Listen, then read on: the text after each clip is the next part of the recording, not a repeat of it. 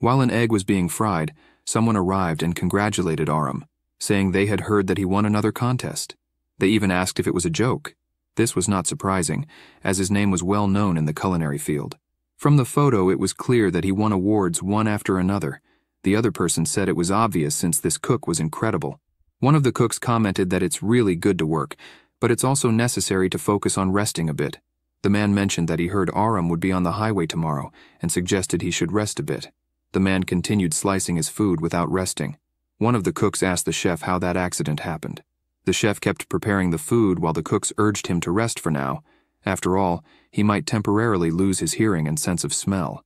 The man replied that they didn't need to worry so much. He said this while already finishing preparing the food. He then picked up the food with his chopsticks and commented that most people recover quickly from that kind of accident. He took a bite and told them they worry too much. He started eating while thinking that he just wanted to get back to his normal routine. He swallowed the food, and then tears started to flow from his eyes. He hit the table, breaking all the plates with food on them. The protagonist complained that it had been a year and nothing had changed. He started crying in despair, complaining that life was tough. He knelt on the floor, lamenting that he was really trying but couldn't succeed. The protagonist complained that he couldn't taste anything because it still tasted awful. Some time passed, and someone rang the doorbell at the protagonist's house. The dishes were dirty in the sink, and the sound of the doorbell echoed loudly inside the house. The protagonist was sleeping and complained, asking what the hell it was this time. The man outside shouted that he had a delivery for him. The protagonist complained that they were bothering him at that hour just for a delivery. The protagonist decided to walk to the door. When he got there, he opened it and asked what delivery he had for him. The delivery man noticed a strong smell of alcohol coming from inside the house and said it was a real delivery from the delivery team. Before leaving, the delivery man said the protagonist could see how to use the device by looking at the homepage. He said this and then bid farewell, wishing the protagonist a good day. The protagonist said he already imagined he would receive that. It was a kind of headset and a cartridge. He took the headset in his hand and thought he had heard about this real game that revolutionized the virtual reality world. The protagonist, holding the headset, said he never imagined there would be a day when he could play something. After all, he was always full of work, so there was no time left. He said that, apparently, you really can't predict what tomorrow will bring. He decided to open the game to see how realistic this real game was, since it was virtual reality. The game started, and on the home screen, a kind of fairy appeared, telling him to become the pioneer with thousands of users worldwide. She informed him that he would be the first ever with the water connection system. The protagonist kept watching his TV while the game fairy called him to prove he could feel the 5 senses in that virtual reality. The fairy, happy, informed him she was waiting for his dream. Then the home screen of the game, Real, appeared, informing that it was the world's first game with the Korean open server system. The protagonist, not understanding anything, asked what the hell that was. He decided to put on the headphones while thinking about the phrase the fairy said, "You will be able to feel the 5 senses." The protagonist then decided to drink a green liquid that also came with the game, while saying he didn't think it was possible anyway. After all, what would it change? Reality is a sham anyway.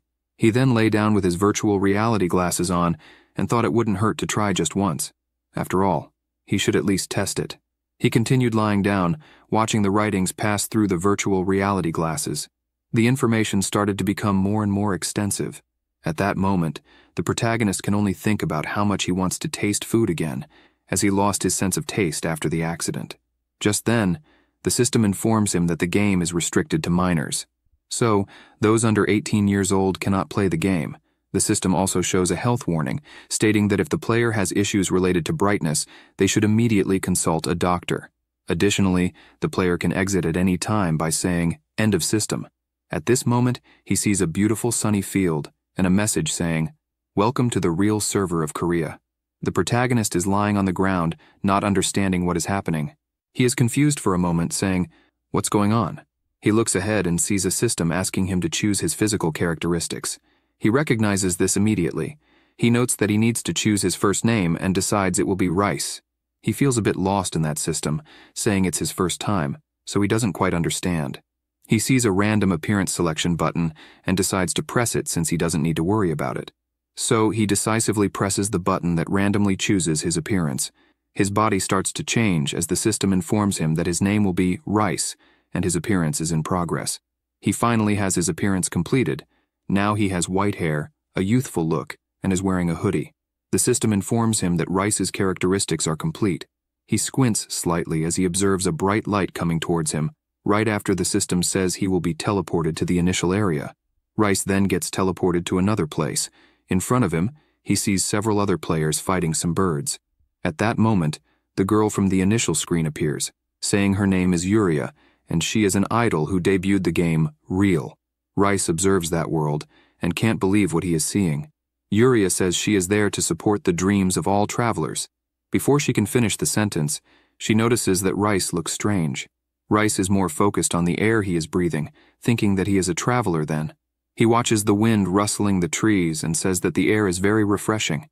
He looks at how green the grass is and the good smell of the earth. Rice feels embarrassed, but imagines that it was just like this a year ago before the accident he suffered. The smell was very good. Rice starts sweating, imagining he would do anything to have a chance to feel something again. He then kneels down, grabs the grass from the ground, and says he needs to taste it to see if he can feel any taste this time. Rice simply decides to put all the grass in his mouth. People next to him ask what the hell he is doing. Another person asks if he has a mental problem by any chance. Rice starts crying with joy, saying that the taste is bitter, so that means he can really taste things again. He can't believe that this is happening. He starts saying that it's been a year since he tasted anything. He says this while a bird comes towards him. The enormous bird, which had a horn on its head, tries to attack Rice. Rice is bewildered by what is happening. The bird, which looks more like a giant chicken, tries to peck Rice's head. He starts screaming desperately, asking if that really is a chicken. At this moment, a man with pink hair arrives, striking the giant chicken's head. The man, laughing, asks Rice to stop daydreaming. After all, this is a hunting spot. After saying this, he asks if Rice is a beginner. Rice, looking at the man, asks what this hunting spot is and if it's a dangerous place. The man with pink hair, smiling, says that, as the name suggests, hunting spots are automatically dangerous, especially for a beginner. The man leaves happily and says Rice can keep the items the chicken dropped. Rice thanks him but wanted to ask more questions, as he doesn't understand anything that is happening there. Rice starts yelling, saying there were 2 of them. However, it's no use, as he realizes the man with pink hair has already disappeared. Rice looks at the eggs, and the system informs him that they are horned chicken eggs. Rice finds the name horned chicken egg strange, as it is quite unique. He wonders why it is an item since it is much larger than a regular egg. Rice is pensive, imagining what he should do with these 2 giant eggs. He then gathers a smooth stone and some branches, sets up a campfire, and places the eggs to fry.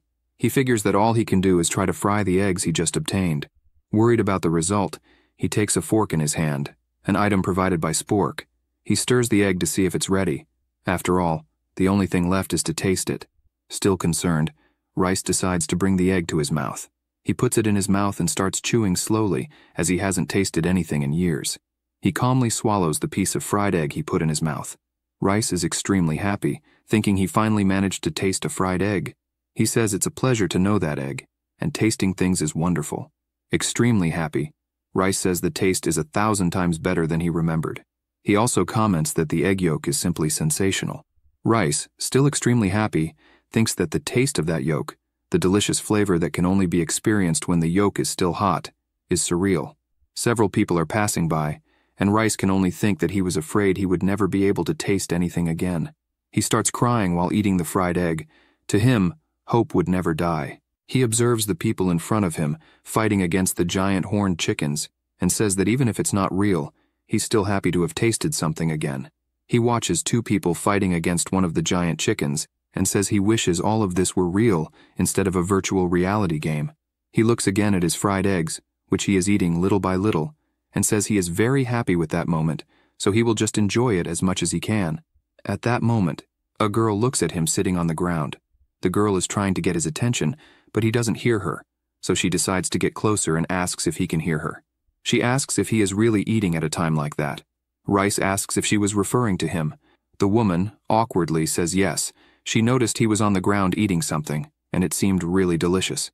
She says she has the necessary ingredients and would give him a reward as well. Looking at Rice, the woman asks if he could make a fried egg for her too. She says to wait a moment, and she will go buy it. At this moment, Rice notices a system notification informing him that someone wants to do business with him. The system informs him that Mary has requested to do business for a fried egg and asks if Rice wants to accept or not. She, looking at Rice's food, asks if he could sell just one fried egg to her.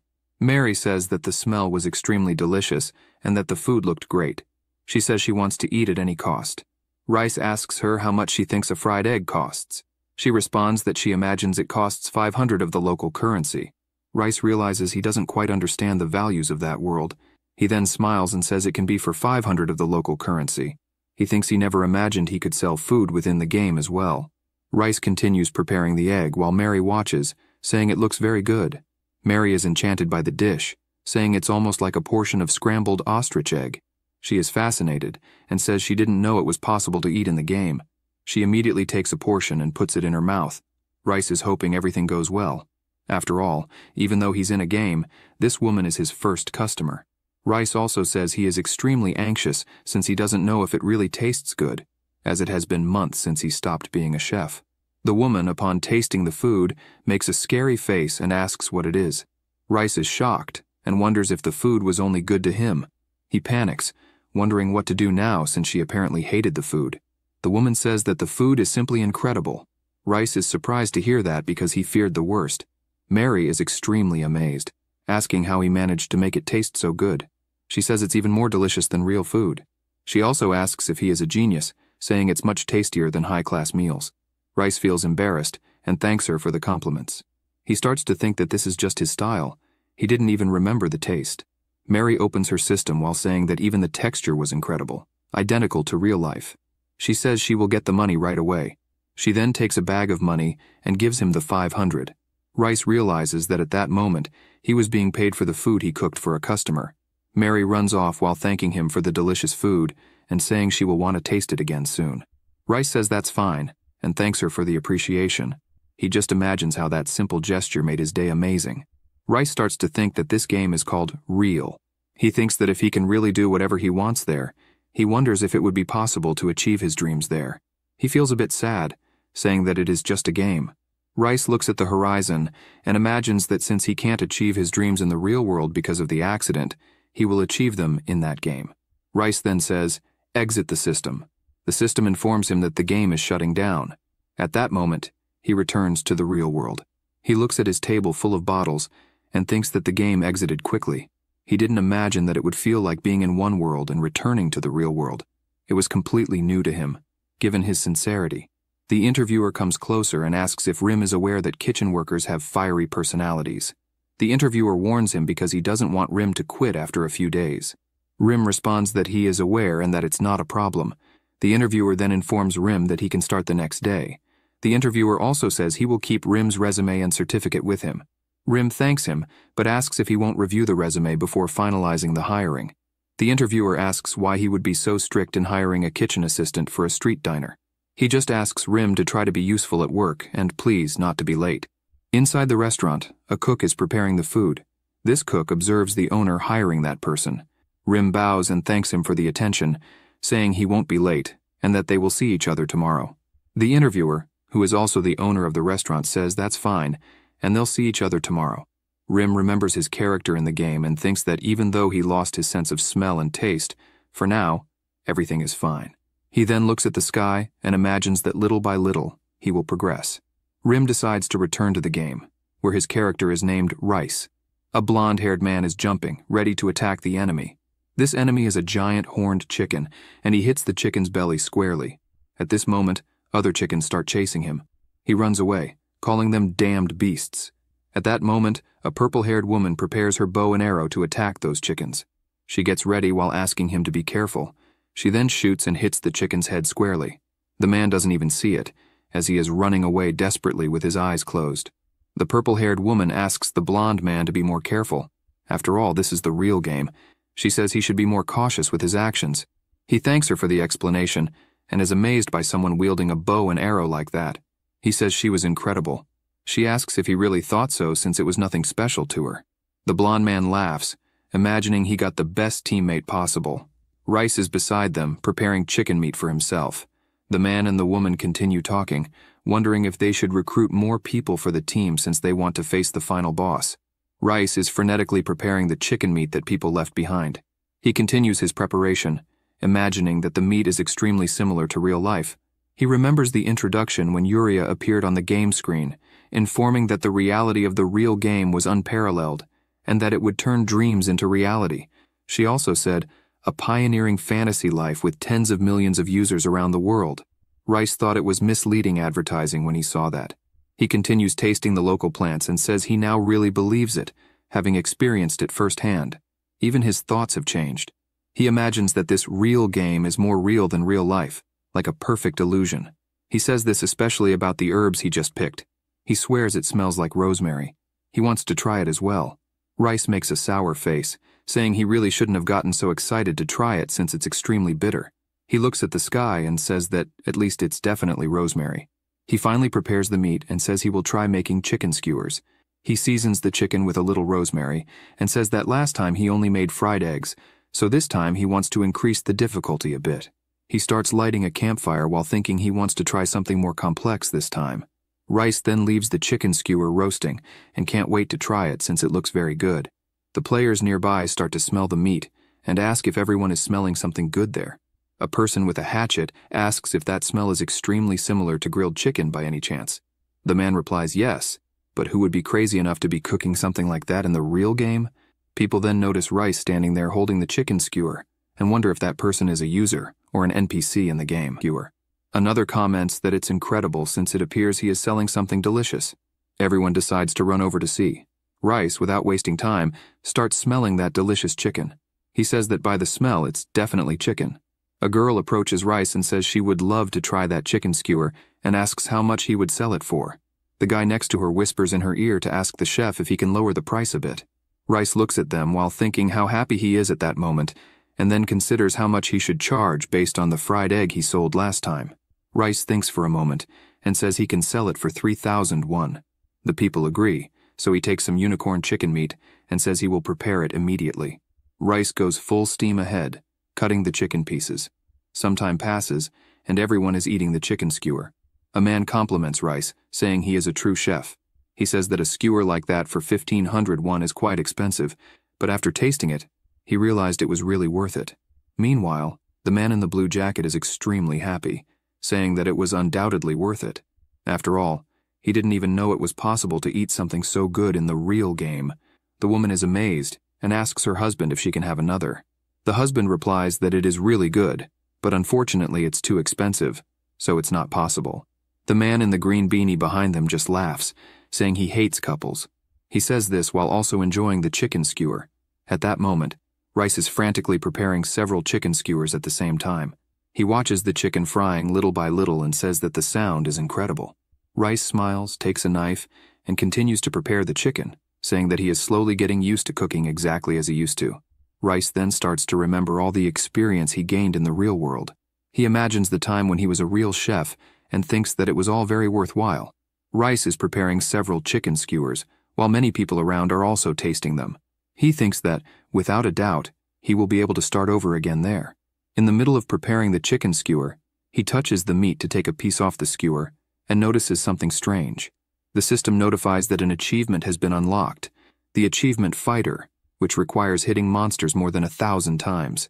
Rice is confused, asking what that was. The system notifies that a skill has been acquired.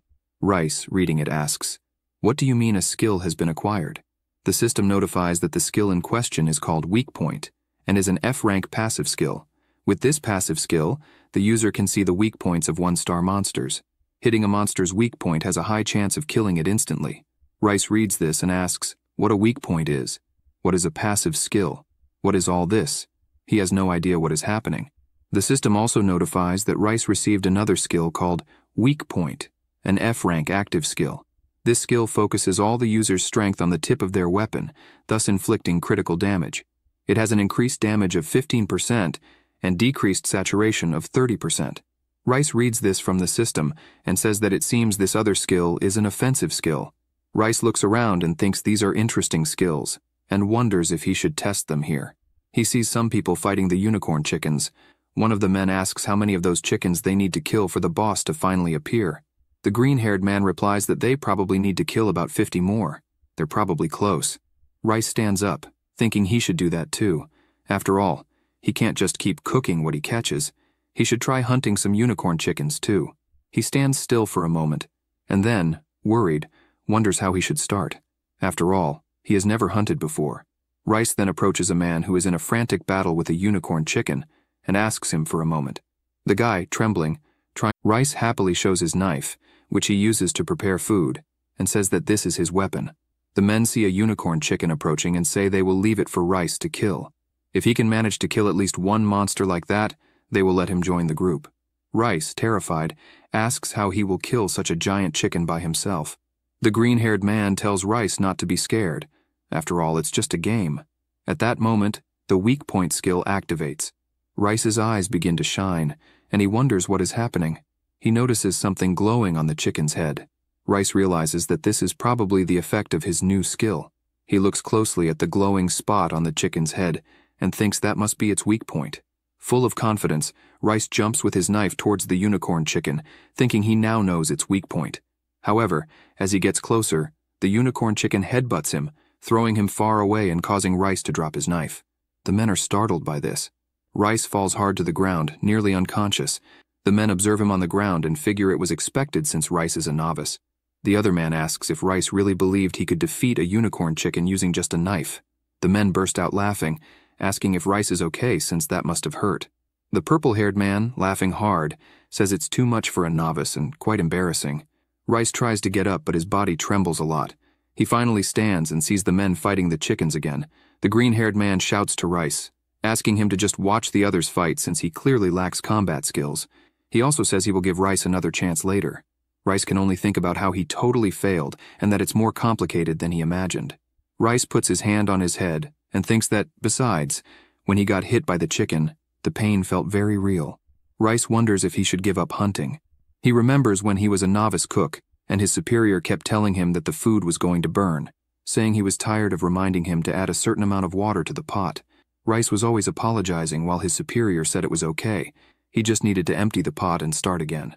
At that moment, Rice looks down, picks up his knife again, and runs towards the unicorn chickens, thinking he must try one more time. At that moment, the system notifies that the boss field has been created, and that the boss, unicorn chicken, is approaching. The men look up and see something gigantic approaching them. They take a closer look and see it is an extremely large unicorn chicken, almost 10 times their size. The man in the brown shirt asks if that is really the boss, and, if so, can they defeat it?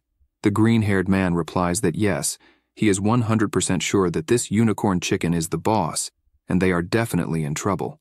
The two decide to charge at the boss, saying they must at least try, since they have been after this boss for a long time.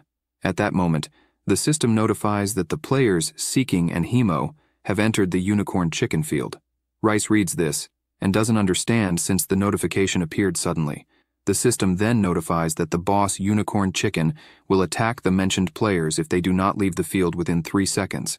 Hemo still doesn't understand and asks Seeking what is happening. The 3-second countdown begins as Seeking says he doesn't know what this is since he has never seen a related post on the game's forum. The countdown goes to 2, while Hemo says it's really the first time he's seen this. The countdown reaches 1, and they ask if this is a different boss. After the countdown, the system notifies in red that the boss, Unicorn Chicken, will start attacking the players Seeking and Hemo, him squarely, throwing him far away. The green-haired man is shocked, screaming Hyung's name. Just as Hyung is thrown, Rice comes running to help fight the boss. The system notifies that the player Rice has entered the boss field Unicorn Chicken. The system shows a new warning that the boss will attack everyone within the field in 3 seconds. Rice becomes serious and imagines that if something goes wrong, he could really die there. The countdown starts at 3. At this moment, the Unicorn Chicken boss continues attacking the green-haired man, who defends himself with his shield. The countdown goes to 2, and the man is cornered, thinking that even though the boss is just a monster, this is too much for them. Rice runs towards them, saying to wait, that he will help. The green-haired man, indignant, tells Rice to stay away, or he will really die. The countdown goes to 1. Rice rushes with his dagger, and his skill activated. The system then notifies that the boss will also attack the player Rice. With his skill activated, Rice clearly sees the weak point of the Unicorn Chicken, even though it's in a very strange place. Rice runs up and stabs his dagger into the boss's weak point. The chicken is startled and begins to cry, not understanding how it got attacked there. The boss turns and looks at Rice.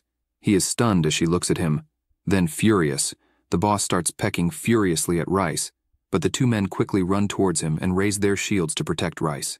The green-haired man still complains, asking if this is serious.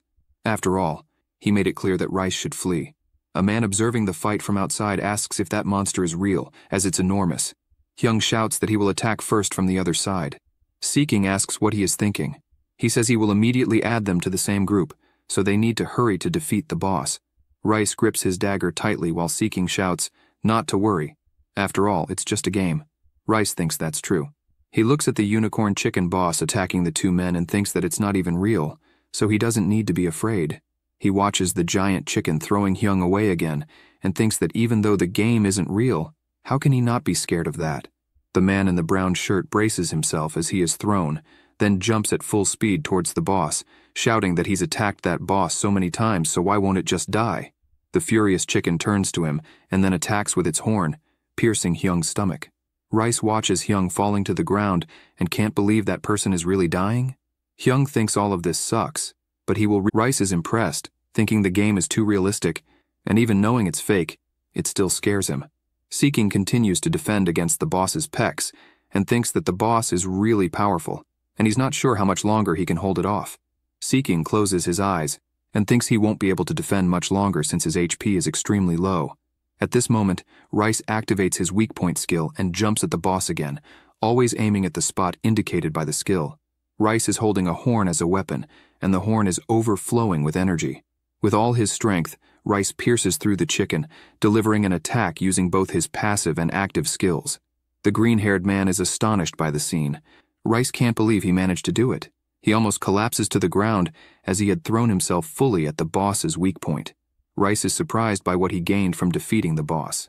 The system informs him that he earned the achievement Hunter of Unicorn Chickens, which required defeating the boss, Unicorn Chicken. Rice received an F-rank passive skill called the Strongest Chicken. Its effect is that during the night, from 6 p.m. to 5 a.m., his damage is increased by 15%, losing the effect outside of this time frame. Seeking runs toward Rice and says that was incredible. He didn't imagine Rice had combat skills. Rice, embarrassed, says it was just a lucky strike. Meanwhile, the people observing from outside point out that it was the guy with white and green hair who defeated the boss, and that's amazing. A pink-haired girl, watching from a distance, asks how they defeated the boss. She asks from afar what the boss's drops might have been. She is envious, saying she now wants to kill a boss too. She then decides to get closer, raising her hand and asking whoever defeated the boss to look back. She approaches, asking if the person responsible for defeating the boss is named Rice. She is pleased they are finally meeting. She says she saw a post from Rice at the Real Cafe, and she was looking for him. She also says she really wanted to find him, as she is a big fan. Rice, not understanding anything, asks what cafe, and what was written in that post. Apparently, the reviews about his chicken skewers are very popular. She starts walking closer to him and says she's not just there to eat the chicken skewers. She then grabs Rice's hand and, smiling, asks him if he would like to start a business with her. She also introduces herself, saying her name is Melina. With a sparkle in her eye, she says it's a restaurant business. She asks him to trust her so they can become partners. After that, we have a presentation of the game. Real is the first real-time virtual reality RPG. The game asks a hero to form an army to face the forces of evil. The game also informs that the prize is in money and will be awarded only to the strongest hero. The prize is nothing less than 100 billion won. The game's advertisement states that anyone can be a hero. They just need to strive to be the strongest. All they need to do is play real. The players are ecstatic about the scale of the game. At that moment, Seeking is preparing something. A meal is being prepared in a cauldron. Rice continues cutting some food. Seeking stops to think why it feels like he's at a part-time job. He wonders if he is really playing the real game at that exact moment.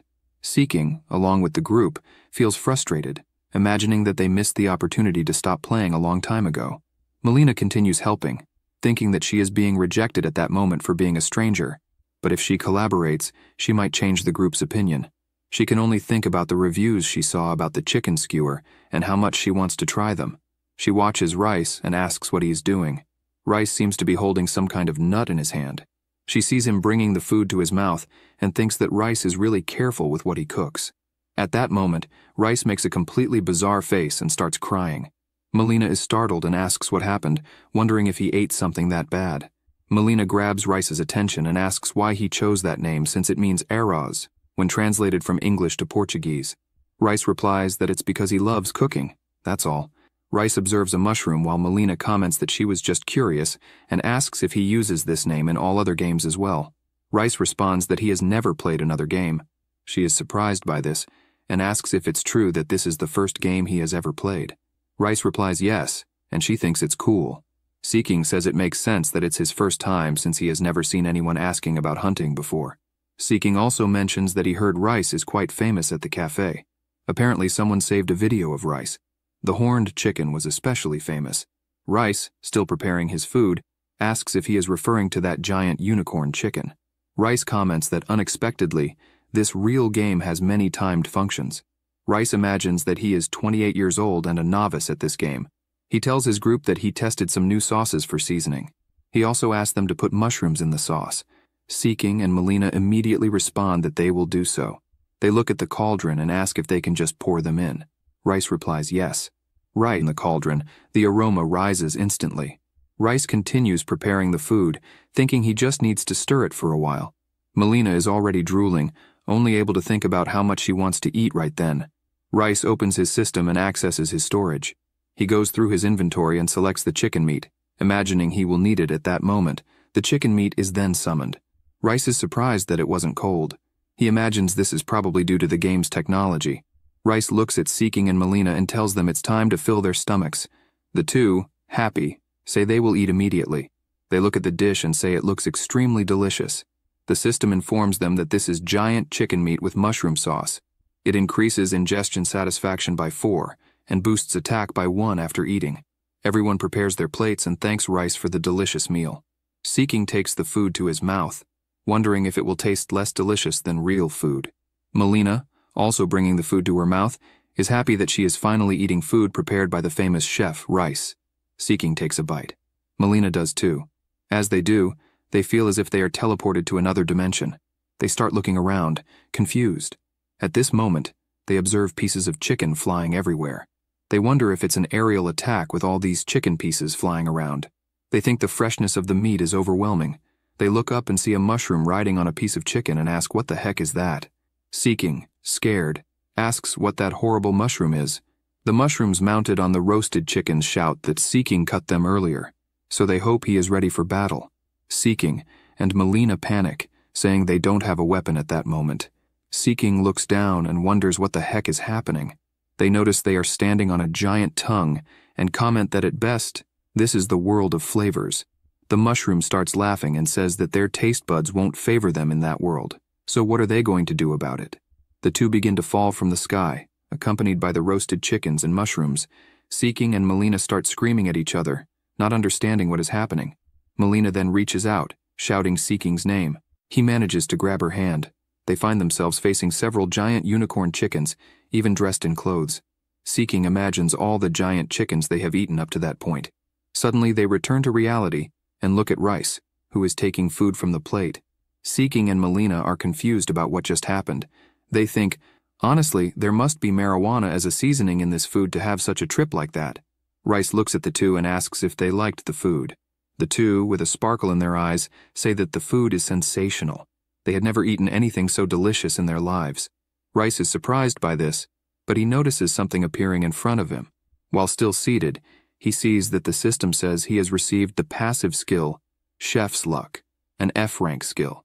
There is a very low chance that more golden dishes or high-class food will be made again. The user will have an eclipse buff or a permanent stats effect.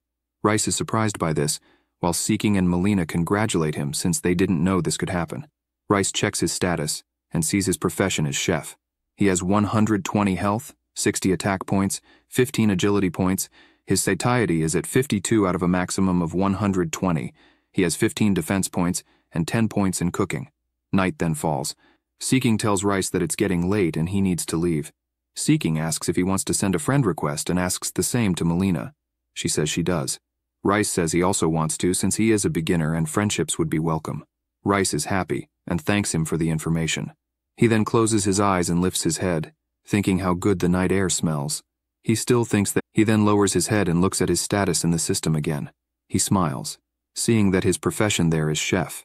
He looks up at the starry sky and imagines it has been a long journey to get there, so he can start over again.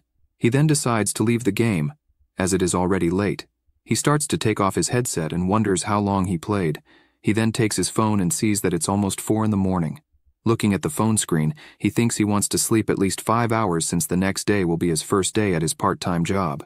Rim then places the headset on the table and says he didn't even notice the time passing. He wonders if that's why people like games so much. Rim then turns to the other side and says he will try to sleep. He is restless for a while in bed. He is fiddling with his phone, thinking that he only has 4 hours to sleep, but he thinks he will sleep after reading a bit about Real online. He sees a topic asking if sending a video of the game Real is illegal. The video in question is of Rice fighting the boss. He finds that scene incredible and wonders if he really fought like that. He thinks that even though it's a video of him, it seems unique. Rim starts to see his character in the game and says he really has a beautiful appearance now that he sees it from the outside, and wonders how other players see him. Rim wonders why there is only that one video saved. He remembers that ever since Seeking asked him to start recording, he is sure he recorded more videos. Rim feels down, thinking he is sure he saved a video of him cooking. Rim begins to fall asleep, thinking that next time he will try to save it. Before sleeping, he realizes that only highlight videos can be selected as saved demo videos. Rim realizes how bad this is. The next day, the players are in full swing fighting the horned chickens. One player faces the boss and tries to replicate the attack that Rim did on that giant chicken, but without success. The giant chicken stares at the player while he wonders if the player Rice really did it that way, because it apparently didn't work. The giant chicken gets angry and makes the player fly away. One of the players starts laughing, saying that the guy who flew away should have stabbed the boss with a toothpick and not a knife. The other person hearing this says, "That's not quite right." The person who went flying complains of pain and insists that they are sure Rice attacked that way. They start wondering who Rice is for the move to have worked only for him. At that moment, they hear someone shouting that the chicken skewers are costing 1,001. It was Melina, announcing the crispy chicken skewers for 1,001. She shouts that players need to hurry because only 50 skewers will be sold. She also announces that fried eggs will be sold for 301. Players grab the skewers in their hands. The man in red clothing asks, "What the heck is that? It looks like it wasn't cooked in the middle." The woman says hers is weird too, even though it looks fully cooked. The man says he doesn't want those strange skewers. They want Rice's skewers. Melina feels a bit embarrassed and apologizes, saying her skills are quite poor at the moment, so she will give those skewers for free. Melina clenches her fist and says that Rice looked so cool while cooking the chicken skewers, so she can't fall behind. She then starts shouting again, saying that a chicken skewer cost 1,001. She thinks she needs to catch up to Rice at all costs. At this moment, the system notifies Melina of an achievement. The achievement is, "Can you hear my voice?" Requirement: continuously shout for more than 5 hours. The reward is an F-rank megaphone skill. Melina just completed the achievement and received the reward. She looks at the skill and thinks it's incredible. The F-rank megaphone skill she just received is a passive skill. It has a maximum capacity of 10% and a local range increased by 1%. Melina is extremely happy and says that although the skill isn't related to combat or cooking, it's still a skill. She is happy since not many people in Real have a skill, whatever it may be. The man who had bought the chicken skewer goes to buy another chicken, and again it is undercooked. He is frustrated by this. Melina, excited, continues to announce her chicken skewers, saying they are only 1,001. Meanwhile, in real life, Rim is cutting onions at his new job. The restaurant owner asks if he really knows how to use a knife a bit. He observes Rim's agility in cutting onions and says it seems he has a lot of experience. Apparently, Rim has good qualifications. The owner compliments him, saying he started very well. The restaurant chef watches Rim and wonders what's up with him. The chef thinks Rim is ridiculously pretentious and useless. After thinking this, he calls Rim's attention. Rim turns and asks how he can help. The chef asks who taught him to cut like that. The chef approaches Rim and asks if he thinks he's in some kind of competition to be cutting so fast. Rim apologizes if he made him uncomfortable. The chef points out that such speed is very pretentious. With that speed, it's impossible to maintain a consistent size. The chef says this but notices that the onion was perfectly cut, which he finds incredible. The chef acknowledges that the onions were well cut but still hates pretension. The chef asks Rim to fry some eggs for the next dish. He instructs Rim not to break the yolks for sunny side-up eggs and asks if he knows what that means. Rim responds that yes, he will keep that in mind when preparing them. Rim starts frying the eggs. and thinks he doesn't even remember how many years it's been since he showed his cooking to someone. After all, it's his cooking that he can no longer taste or smell. Rim laments this and thinks that since he can't taste the food he's preparing due to his lack of taste, he will have to rely on his techniques. He watches the egg frying and thinks that in the game Real, he cooked for hours and wonders if he can call that cooking. He brings his hand to the lid and wonders if he will do well here too. He remembers when he cooked scrambled eggs for Mary, and she said they were delicious and couldn't wait to try them again. He covered the frying pan and then remembered Seeking and Melina after they had tasted his food, saying it was incredibly delicious. They had never tasted anything so good in their lives. The dish is ready, and the waitress takes the bibimbap to the table. The customers look at the dish and say it looks a bit different from other times. They ask if the restaurant's chef has changed. The waitress replies, "No, the chef is the same." They ask if she's sure because they always eat there and this dish is definitely different from usual. One of them scoops up the fried egg, saying it doesn't matter much since they are starving. He also notes that the yolk doesn't look as bright and runny as usual. He then takes a bite, thinking it must be his imagination. After tasting the fried egg, he is amazed by the taste. Manager Shin, who was the one who tasted the egg, says it's incredible. He asks the assistant to taste it too, as the bibimbap is sensational. The waitress asks why he is acting like that and if he tasted a rock. The chef hears the conversation from the kitchen and listens to the manager saying that it's not that. He just found the fried egg very good and wonders if this bibimbap is good. Then the other dishes must be great too. The chef doesn't like hearing these compliments since Rim was the one who prepared the dish. The assistant tastes the dish and says the bibimbap is really delicious and asks if it has always been this good because he doesn't remember. He also says that the fried egg is truly an art. He praises the lunch, saying it exceeded his expectations. Rim, in the kitchen, listens while the assistant says the egg white was extremely tender, and the way the yolk bursts is a masterpiece. Rim remembers people praising his dishes when he was rice. People also loved his dish, saying how amazing it was. Rim feels happy and thinks that although he lost his senses, his experience and skills won't betray him. Rim is at the stove, thinking that his body can only taste inside the game, but even in real life, he can start over again. He says he will try again and fully trust the new experiences he has gained. The chef looks at him, not satisfied with this. Rim's shift finally ends, and he is relieved that it's time to go. It was his first day at his part-time job. Rim decides to wash his hands, thinking it has been a while since he last did this, so he isn't used to it. But he is happy that everything turned out well, since he apparently didn't make any mistakes. Rim then thanks his boss and says he will be leaving now that the shift is over. His boss says that's fine and thanks him for doing so well on his first day. Rim says it was nothing and that it was all thanks to his guidance. Rim starts walking through the restaurant toward the exit and then meets the waitress. She tells Rim that now the two of them will be working together, so he should say goodbye to her too. Rim agrees and thanks her for her help that day. She then asks if she can call him Appa. Rim replies that she can. She says he can talk more comfortably with her since she is younger than him. Rim laughs lightly and asks if that's okay. The waitress calls him Appa and says yes, and that he did very well that day. She also comments that he was so calm that it didn't seem like it was his first day of work. She asks him to be careful on his way home and hopes to see him tomorrow. Rim then heads to the door and says he'll see her tomorrow. After Rim leaves, the restaurant owner asks Mireille what she thinks of Rim. She replies that she thinks he is amazing and very fast with knives. The chef hears the entire conversation, while Mireille says that Rim didn't make any mistakes and is definitely different from the others. The restaurant owner then turns to Daewon and asks what he thought of Rim's first day. Daewon responds that Rim did fairly well, but they need to evaluate him further, as he thought Rim was quite inexperienced that day. The restaurant owner asks what he means by inexperienced. Daewon says that Rim isn't bad at cooking, but he could barely remember where the tools and other things are. The restaurant owner, not understanding, asks if that's not normal since it was Rim's first day getting to know the place, and it was only a part-time shift. Daewon gets frustrated and says that considering Rim has apparently worked in this field before, he should remember these things. The restaurant owner says he understands now.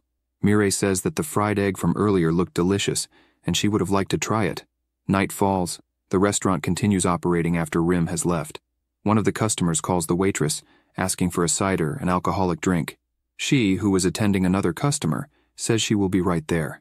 Mireille happily carries the customer's dishes. At this moment, one of them asks when his spicy pork will arrive. She informs him that it's being prepared and will be ready in a minute. A couple is dining at the restaurant. The woman asks the man if he knows what that bracelet on the waitress's arm is. He replies that he has no idea. She says it's a Herc signature bracelet. The woman says that the bracelet probably costs around $1,000,001. They continue looking at the bracelet on Mireille's arm while the man asks if she's sure about that. He wonders why the bracelet is so expensive. Maybe because it contains gold. The woman responds yes, but the $1,000,001 price is for used bracelets. The new ones are much more expensive. The two continue observing the happy waitress, and the man asks the woman if she is sure about this because why would a waitress wear something so expensive to work? The woman replies that she is absolutely certain. After all, it bears the brand's signature, so there's no mistake. At that moment, the restaurant owner notices something wrong. He observes the customers and thinks that during lunch, all the customers were very excited about the bibimbap, saying it was extremely delicious. But now, at night, everyone is silent. He tries to understand what happened. The owner sits down, reflecting on what it could be. He thinks about the fact that the new employee, Rim, was the most involved in preparing the dish. After he left, the customers calmed down. The restaurant owner becomes increasingly thoughtful, wondering if Rim has some secret to making the dish so delicious. He continues thinking deeply about what it could be, and then has an idea. He wonders if it could be the sesame seeds. At that moment, Rim finally arrives home. He brought some groceries to prepare his dinner. Rim thinks it's been a while since he cooked at home. He looks at all the ingredients he bought and decides that now that he's working, he needs to return to a healthy routine. So he decides to cook for himself again. Rim then rolls up his sleeves and says he will start slowly by preparing the dishes he made in the game, Real. He will try making them once more. He then prepares 3 dishes at once. Rim picks up his chopsticks and says he will first taste the boiled zucchini. He brings the food to his mouth, wondering if he will be able to taste it as he did in the game, Real. He starts chewing the food slowly. Rim puts his hand on his head and tries hard to remember the taste, but with no success he gets frustrated, saying that unfortunately, he still can't taste anything. He then looks at all the dishes he prepared and thinks that he can't be disappointed. After all, there's no need to feel despondent. After all, he can already consider it a miracle that he can taste and cook inside the game Real. Rim notices that the taste reminds him of gum when it loses its sweetness. Definitely, it's the worst hell for a chef. He eats everything, leaving nothing on the plates. Rim comments that he eats everything, even though it doesn't appear so. Rim, worried, imagines that it's the first time he has eaten everything since losing his senses and wonders if this will ever be cured. He thinks that one way or another, he needs to fill his stomach in any way possible. He puts on his headphones, quickly lies down on the bed, and then begins to concentrate on the game, eating snacks, so he wanted to try making Western food. He notices some lizard monsters and wonders if he should try cooking with their meat, as he has never tried before. Rice activates his weak point skill and thinks this is a good chance to try. He then enters a battle with all those lizards at once, as he now has more battle experience. Rice thinks the fight can't get violent so as not to spoil the meat, so he needs to finish it quickly. Rice notes that the weak point is on the lizards' foreheads, and he will need to make them into pieces. Rice jumps, gathering power in his weapon, and then strikes the lizard's forehead, hitting its weak point. A man watching the fight asks if that person isn't Rice. The woman says yes, it's the guy who defeated the boss. They wonder why Rice would be fighting lizards. They comment that the baby red spider provides webs for the user to sell, while the rake lizard only gives a measly amount of money, so no one is interested in hunting them. The man gets stressed, imagining that Rice is inexperienced and apparently not as amazing as he thought. After all, who would waste time with lizards? Rice continues frantically killing the lizards. After all, he doesn't want to eat spiders. He wants to eat lizard meat. Rice finishes all the lizards, thus gaining some low-level magic stones and lizard meat. He notices this magic stone he had never seen before. If ingested, it gives 5 more attack points. If it's for defense, the magic stone gives 5 defense points when ingested. Rice is unsure of what it is, but apparently it's something he can ingest, so he decides to keep it. At this moment, he doesn't notice something approaching him. The system notifies him of a talent achievement with the name Feat Achieved. Is this person a layer? Rice reads this and asks what it means. Rice looks back and notices something approaching him. It was a huge spider with flowers on its head. The spider asks Rice not to be scared. Even though she asks this, Rice is very startled. He asks how he wouldn't be scared in a situation like this. The spider looks closely at Rice and says she is the queen of that forest and has a request for him.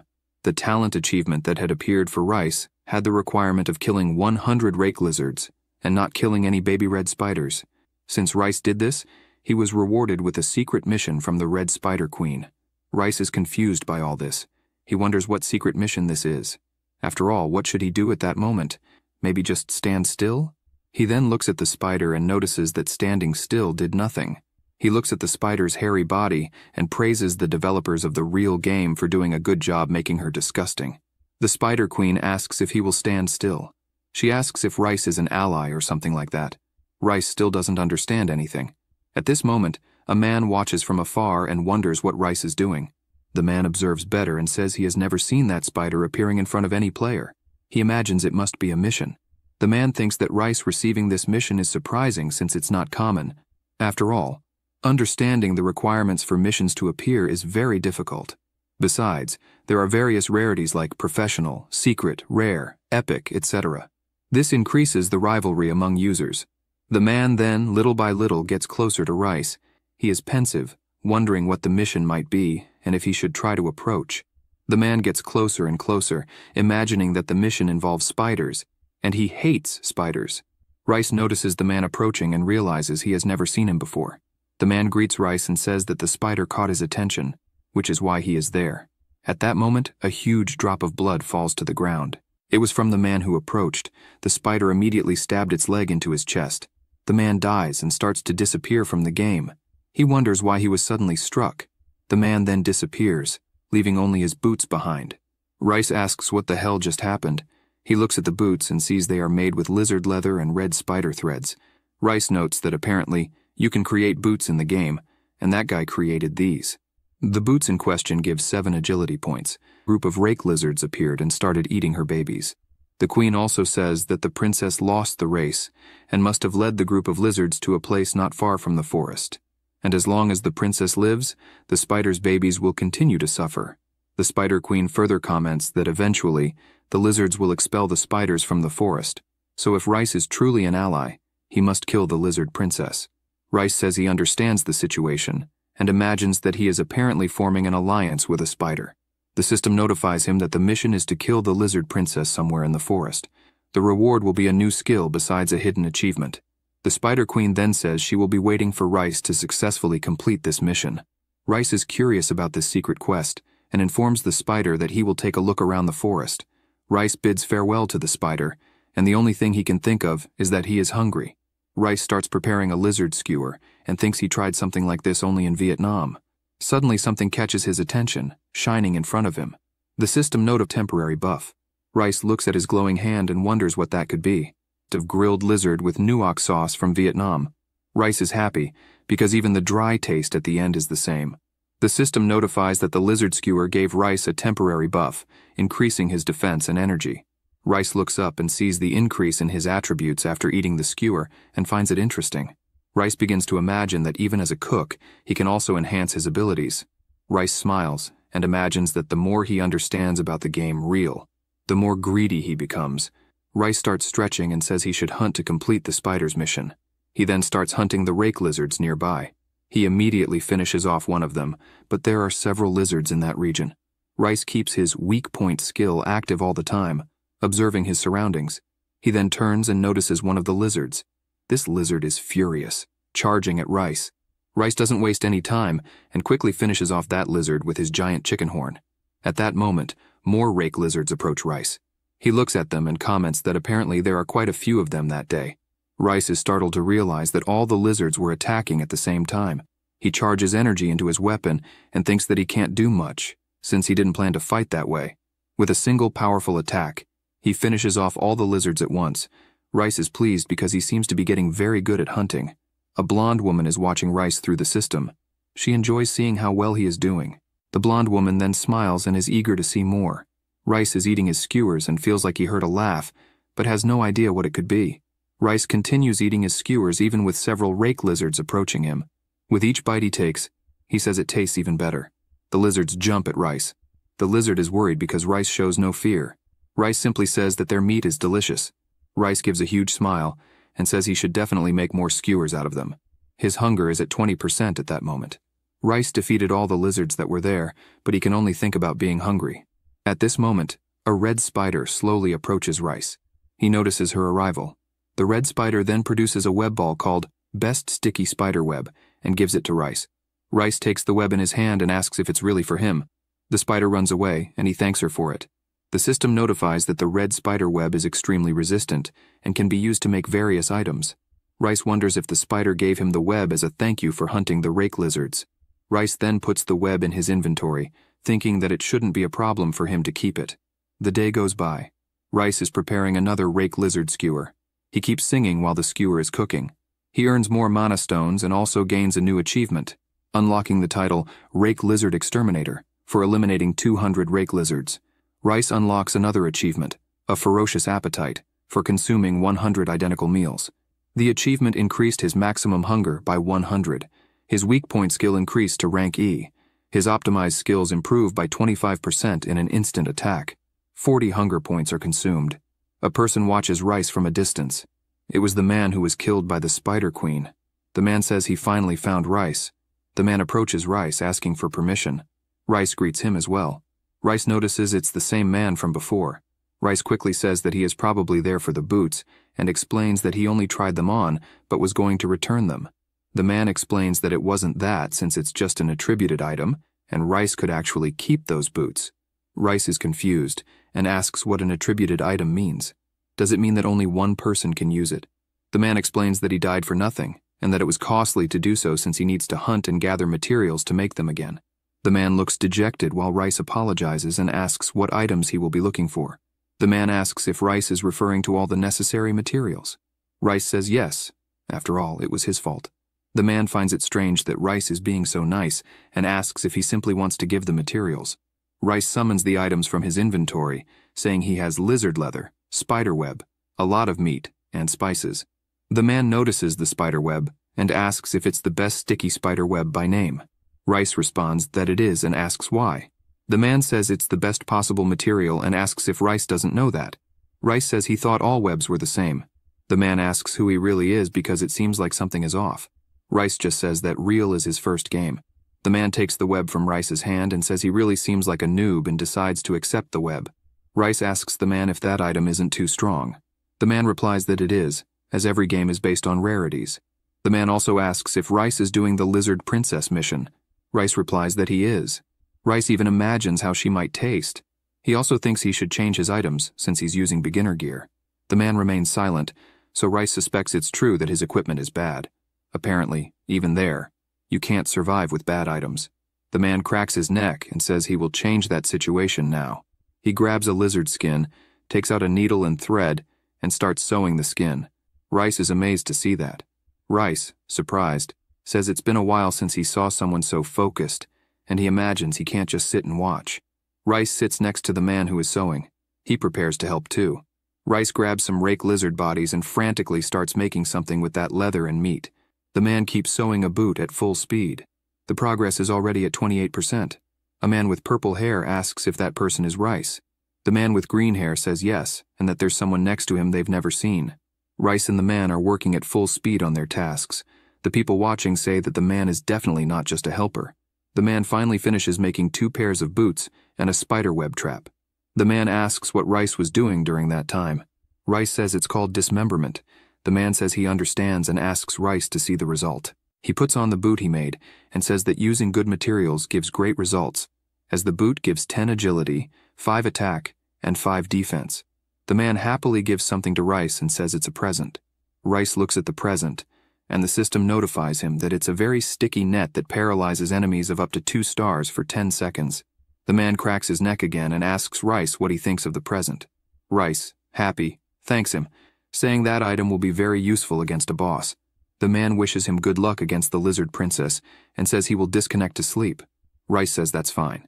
The man starts to disappear from the game, saying he already added him, and they will see each other later. Rice shouts for him to wait, but it's too late. Rice feels embarrassed because he didn't even ask the man's name, so he needs to ask later. Rice becomes thoughtful and imagines he should complete the quest quickly. He starts walking through the forest. Suddenly he encounters a giant lizard. Rice imagines that he finally found the Lizard Princess, so he just needs to defeat her. The Lizard Princess stares at him intently. At that moment, 2 enormous lizards jump at Rice. He didn't expect there to be more lizards there. Rice prepares for combat, imagining that he will have to defeat those 2 as well. Rice jumps at the chief lizards, thinking he needs to be very careful. At this point, Rice goes all out and activates his weak point skill. He hits one of the lizards dead on. Despite bleeding heavily, the lizard remains standing. Rice, surprised, looks at it and asks why it didn't die even though it was a fatal blow. The lizard quickly hits Rice with its tail, sending him flying. Rice is thrown into the air and becomes worried because this is completely different from the unicorn chicken, and these aren't even the bosses yet. The giant lizard just laughs, watching Rice fly away and causing an explosion where he landed. The system also notified him that the lizard princess's body had turned into a quest item. Rice didn't understand, wondering what he should do with it. He raised the web and asked if he should give it to the Spider Queen. It was the Spider Queen, accompanied by several baby spiders. She said there was no need since she was there. The Spider Queen announced that the revenge was complete and that her people would no longer suffer. All the people hiding were shocked to see such a large spider and wondered if it was a linked mission. Rice told the Spider Queen that it was his first mission, so he didn't know if everything went right. The Queen responded that he did splendidly and that now the existence of the lizards would gradually diminish. Rice remarked that this meant there would be fewer lizards for the players to hunt, so he wasn't sure if that was really a good thing. The Spider Queen explained that the lizard princess would return again since their battle never ends.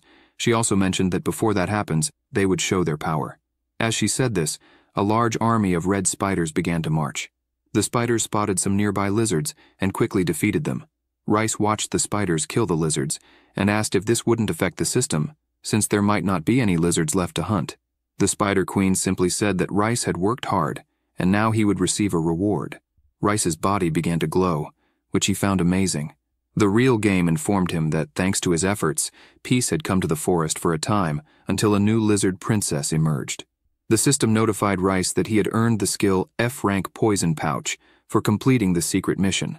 Additionally, the system also notified him that he had unlocked the achievement Guardian of the Spiders for completing the Spider Queen's revenge.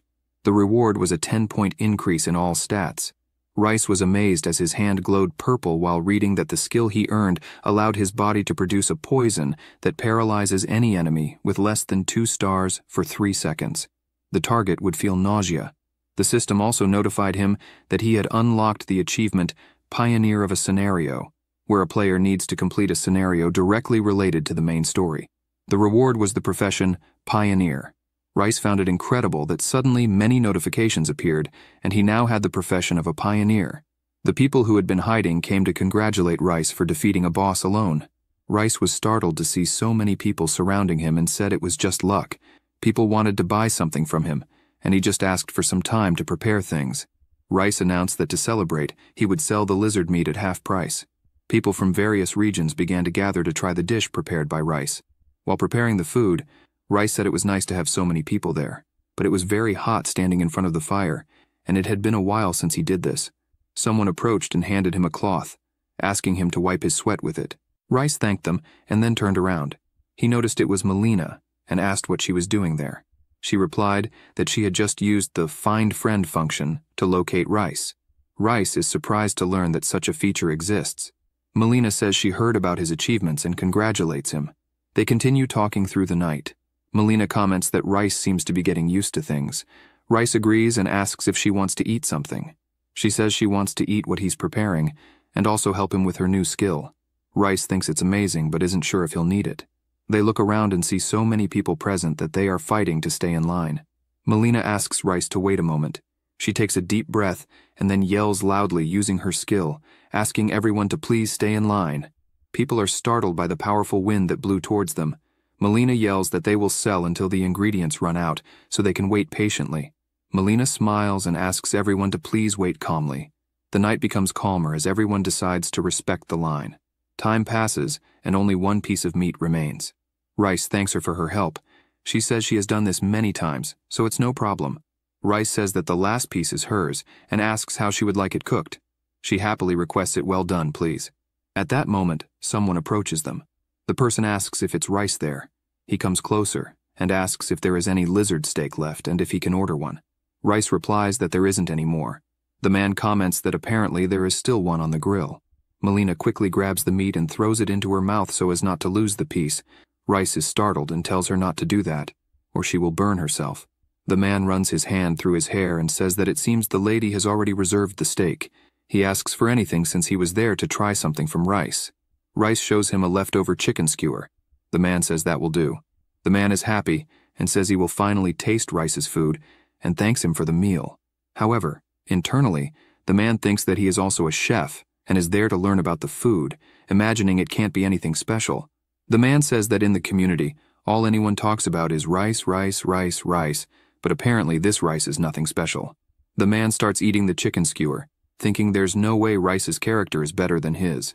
The man continues chewing calmly. Then he is shocked to notice something. His eyes start trembling. That wasn't supposed to be possible. Internally, he begins to scream, "How is it possible for this chicken skewer to taste like that?" He feels as if the chicken skewer is hitting his body and says it's incredibly delicious. He starts drooling and admits that it tastes amazing. Time passes, and Rice has logged out of the game and gone to his new job. The restaurant's chef is impatient. He wonders who this Rice is, and apparently isn't an ordinary guy. It turns out this chef is the blonde man who went to taste Rice's dish in the game. Rim is also in the restaurant, and all the chef can think about is how Rice's dish is different. The chef wonders if this Rice is an experienced chef, maybe a famous one seen on TV. The chef recalls his encounter with Rice in the game after tasting the dish. Rice asks if he is feeling all right. Melina can't believe he fainted because the dish was so good. Melina asks him to stop exaggerating. The blonde man, who calls himself the king of Korean cuisine, is enamored with Rice's dish, asking how it was grilled so perfectly. He was amazed and asks Rice how he managed to make it that way. He also says he would love to learn that secret recipe. Rice is just speechless. The blonde man says he actually works in a restaurant and that his name is the king of Korean cuisine. He says the place he works at is famous on Instagram. The blonde man says Rice seems to work in a restaurant too, so as fellow chefs, they should exchange tips. Rice says he didn't do anything special, just followed the basic grilling recipe. The man can't believe it. Smiling, he says he understands. After all, not just anyone would reveal their secret recipes to someone they don't know. The blonde man says that at least he tasted some salt on the chicken skewer, so he must have used that at least. Rice responds that the man asks if he used any paid item. The protagonist looks at the man and says he doesn't use any of that and just needs to look a little more towards the horizon. The man is confused. Daewon, the blonde man, asks what Rice means by that. The protagonist says that he needs to look at the small things. He cites a salt beetle as an example of what it means to look closely.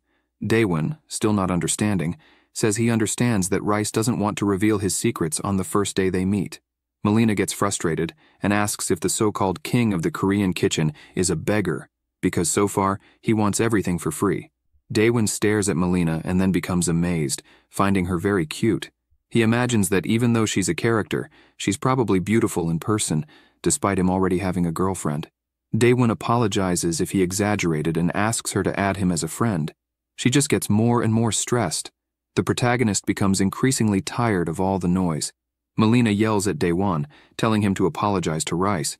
He ironically says he did that a long time ago. He then says goodbye, thanking her for her help. Melina decides she will leave since Rice is leaving. Daewon panics, asking if the two are friends in real life and requests to add them. However, at that moment, both Rice and Melina disconnect from the game. The man is disappointed that he ended up alone. Back in the present, in real life, Daewon is frustrated, thinking he won't be able to find Rice or Melina again. Mirai continues to watch the chef and wonders if he has any problems. At that moment, a person with a chic appearance arrives at the restaurant. Mirai quickly attends to him. The man, whose name is Myung, orders the bibimbap dish. Mirai says it will be ready shortly. He starts observing around and imagines he has been there before. Myung observes the employees and notices that the owner is not present that day and also realizes that the rude chef is just idling around. He informs the waitress that he wants his bibimbap hard. He says this and thinks that the waitress yells to the kitchen to make a hard bibimbap. The chef, holding his cell phone, gets stressed and calls his assistant's attention. He looks at Rim and orders him to make the bibimbap. Rim asks if he wasn't supposed to do it only in the chef's absence. The chef says he is in charge and the assistant must obey. He also asks how Rim survived in the army with all that laziness. Rim apologizes, and Mirai continues to hear the entire conversation between the two. She gets furious, saying that the chef has been extremely arrogant lately. Myung finally receives his bibimbap. He observes that the egg is incredible, but the rest doesn't look special. He stares at the dish, saying he traveled all over Korea in search of the perfect dish, and now he will taste if this is the place. He takes a portion with the spoon and imagines he should taste it. He calmly brings it to his mouth. He puts it in his mouth, imagining what the taste will be. As he chews, Myung finds the texture incredible, and the taste is sensational. For him, the yolk was perfect, as well as the rice, the amount of oil, and even the seasonings. He is amazed, imagining it can't be the same dish he had the other day. His mind is blown with emotion, thinking about how sensational that dish was. He continues eating the delicious bibimbap. With each bite, he becomes more and more amazed. His imagination runs wild, thinking he could easily eat that dish every day without getting tired of it. Myung just imagines it was an honor to eat such a delicious dish. For him, it was definitely a feast of flavors. He catches the waitress's attention and says he would like to ask a question. She turns around, and he asks if the chef has changed. Mireille responds that he hasn't, and asks if there is something wrong with the food. Myung responds that it's not that. He has eaten there before, but the taste that day was different.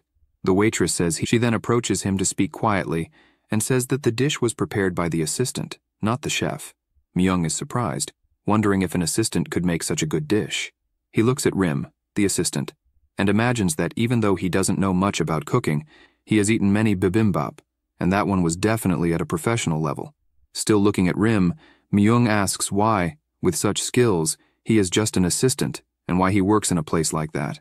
Myung finally finishes his dish and goes to pay the bill. He tells her the dish was delicious, and that he never imagined it was prepared by the assistant. She is grateful for the compliments. He also says that the dish was definitely the definition of perfection. At that moment, he looks to the side and sees Rim working. Myung approaches the waitress and asks if he can talk to the assistant chef for a moment. She says there is no problem. Mireille calls Rim's attention, saying that a customer wants to talk to him. He wonders what it could be. The customer apologizes for the inconvenience and asks if he really prepared the dish. Rim responds that he did. Myung says he was surprised by such culinary skills. Rim is surprised to hear that. The customer says it was definitely the best bibimbap he has ever eaten. Rim continues to be surprised as Myung tells him that he had eaten bibimbap from that restaurant before, but the dish prepared by Rim was sensational. Myung then hands him a business card, and Rim asks what it is, the number on the card. Rim thanks him for the kindness. Myung starts to leave the restaurant while telling Rim that if he wants to become a real chef, he should. Myung leaves, but before he goes, he says they will meet again. Rim is surprised by all of this, as are the waitresses. The protagonist looks at the card, wondering what kind of person Myung is. He looks at the card and sees that Myung has a restaurant called Youngmyung Restaurant. The chef notices that Rim is out of the kitchen and gets angry, asking how he could leave without permission. Rim apologizes and says a customer called him. The chef says that doesn't matter since a customer has no authority. Rim just apologizes. The chef continues scolding him, and the protagonist just keeps apologizing with his head down. Mireille looks at Rim and tells the chef that a customer really called him. Daewon says he doesn't care about that. He then gets closer to Rim and starts pointing his finger at him, saying that this isn't an amusement park to do whatever he wants. The protagonist apologizes again and says he will keep that in mind. Daewon, still pointing his finger at the protagonist's face, says he doesn't care about his life, and not to underestimate that place just because it's small. The chef, still arrogant, says he is the king there, and that if he talks to the owner, Rim will be fired quickly. The waitress asks him to calm down since all Rim did was attend to a customer who called him. Daewon says it's a professional restaurant, so that's no excuse. Mireille says that she called Rim, so they can fire her instead. Rim is already downcast, listening to all of this. Daewon tells Mireille that she is too emotional and asks if she likes Rim by any chance. She replies, asking what that has to do with what happened. The argument continues for a long time until Rim calls the chef's attention. Both Daewon and Mireille look at him. Rim then bows and says he was wrong, and that from that day on, he won't leave the kitchen empty. So he asks for forgiveness. Still bowing, he apologizes again. Time passes, and the sun is almost setting. Rim continues walking through the city after leaving the restaurant. He hears people around him discussing what they will have for dinner. Rim becomes thoughtful. He looks at his reflection in the glass and wonders how long he will have to wait for something good to happen. He finally arrives at his house. Rim grabs a drink and sits down. At that moment, he recalls conversations he had. Rim holds his glass, imagining the client saying they will meet again. Many things run through his mind at that moment. He closes his eyes and thinks he's an idiot for dreaming about things he cannot achieve. Rim decides to play a game. The system welcomes Rice as he teleports in front of a large forest. The first thing he notices is the smell of the greenery. He looks at the trees and thinks it's much better to see one in the game than in real life. He takes a deep breath and says the feeling is very nice. He touches a tree and remembers he has a new skill to test. He recalls that this passive skill allows him to climb up to 20 meters. Rice begins to climb the tree with extreme ease and imagines this is how the skill works. He places his feet on the tree and thinks it's quite similar to Spider-Man. He thinks it's crazy, but he's in a game. He then lets go of the tree with his hands and stands on the tree. He is filled with happiness since the skill continued to work even without his hands. He starts climbing the tree just by walking and finds it amazing. He climbs up to the top of the tree. He notices he's getting close as he sees the ends of the leaves. Upon fully climbing the tree, he finds himself facing an incredible view with the sun setting. He looks at the sun and says it's very beautiful. Rice finds it all amazing, thinking it looks as real as reality itself. He continues gazing at the sky and imagines wanting to stay there for a long time. Seeing that beautiful view, he imagines that everything there seems more real than everything else. The day passes, and the protagonist returns to his work. He is already cooking with the pots on the stove.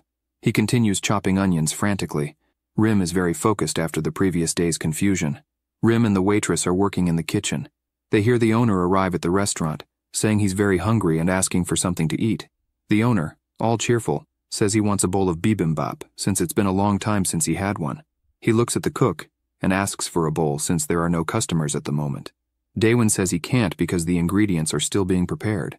The owner approaches, saying it will be quick. Daewon responds that he can't because he's busy.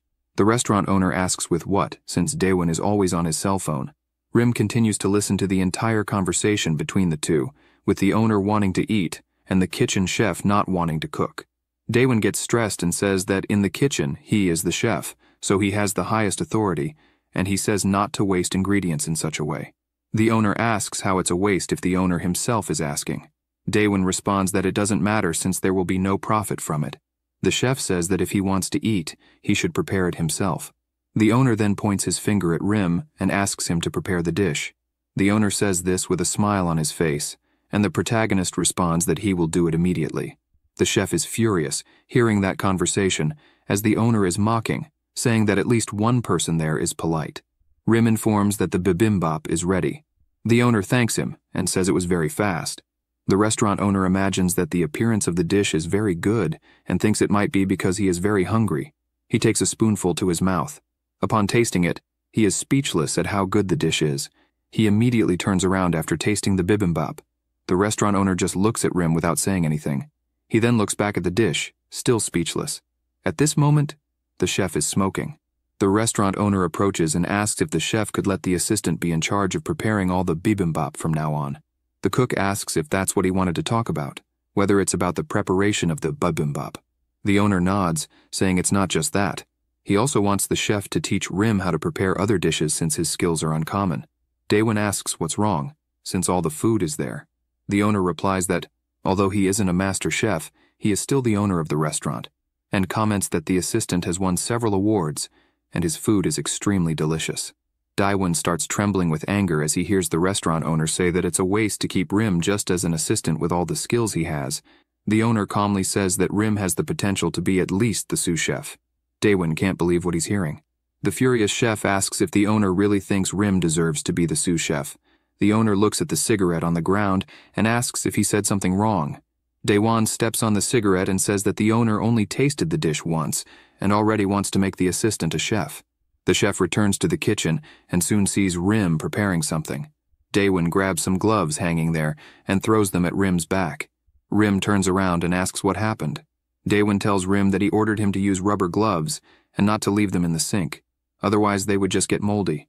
Rim apologizes, and Daewon keeps calling him a punk, saying he's gone too far these days. Mireille keeps listening to the entire argument. Daewon mocks, saying Rim will indeed win an award since he will give him a cooking course. The chef asks if Rim knows what skills are needed in the kitchen. A successful professional needs to manage time and experience. Rim starts to lose patience, being scolded for no reason. Daewon adds that skills don't matter in this world. Rim, even more impatient, calls the chef's attention.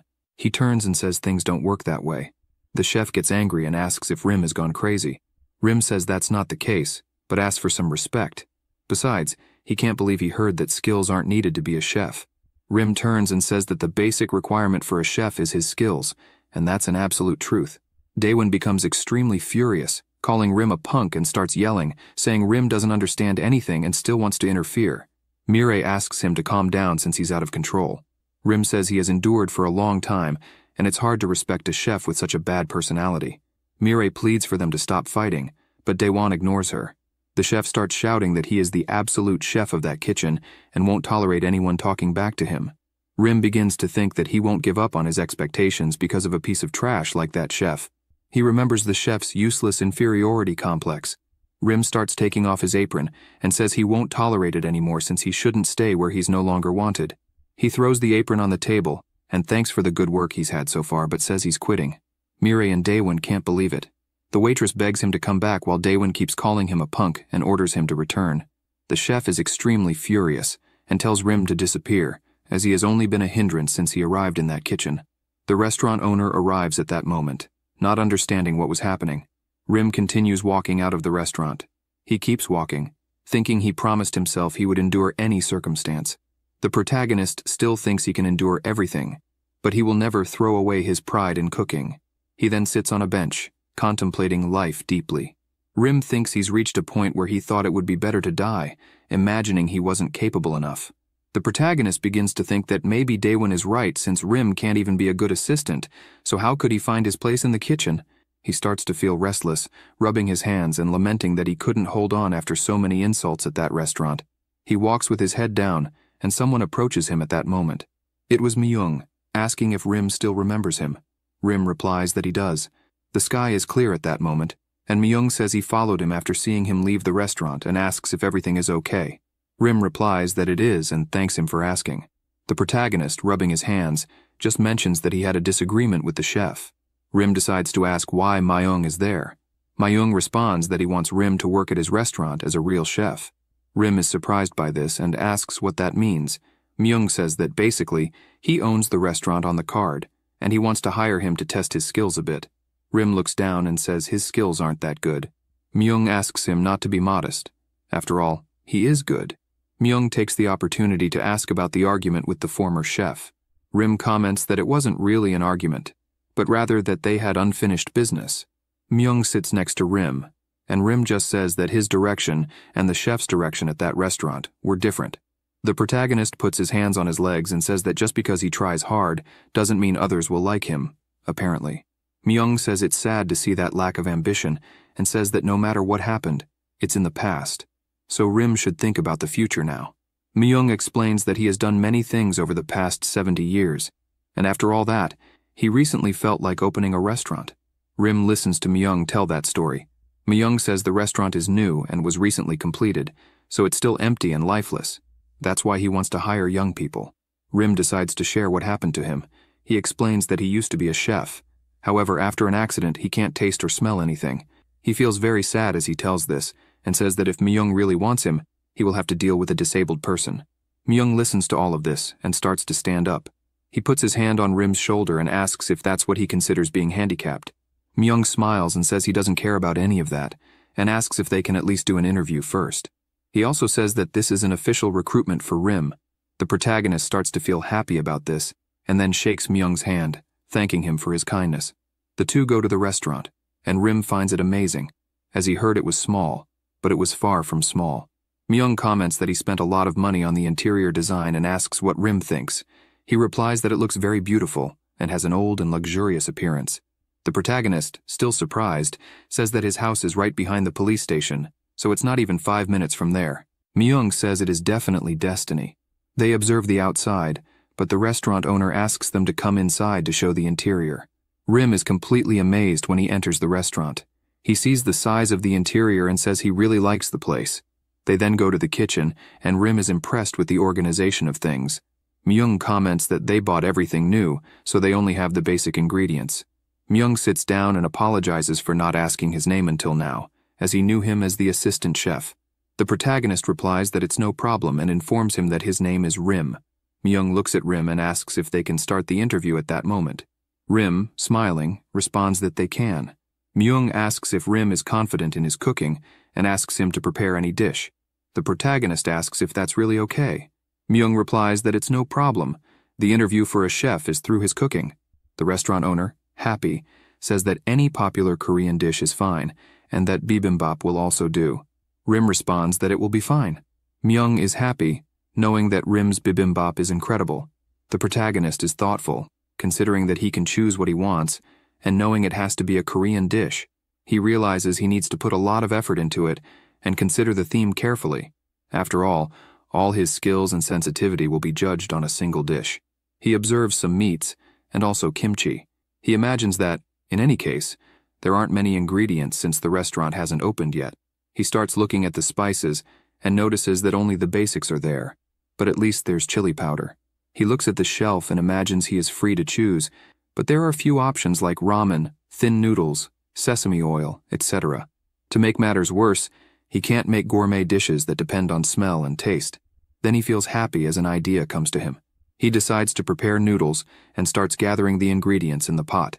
He immediately sets it to cook. Myung instantly smells a pleasant aroma coming from the kitchen. Time passes as the protagonist continues preparing the dish. He then presents the dish and says he has made radish noodle bibim. Myung is delighted with the dish.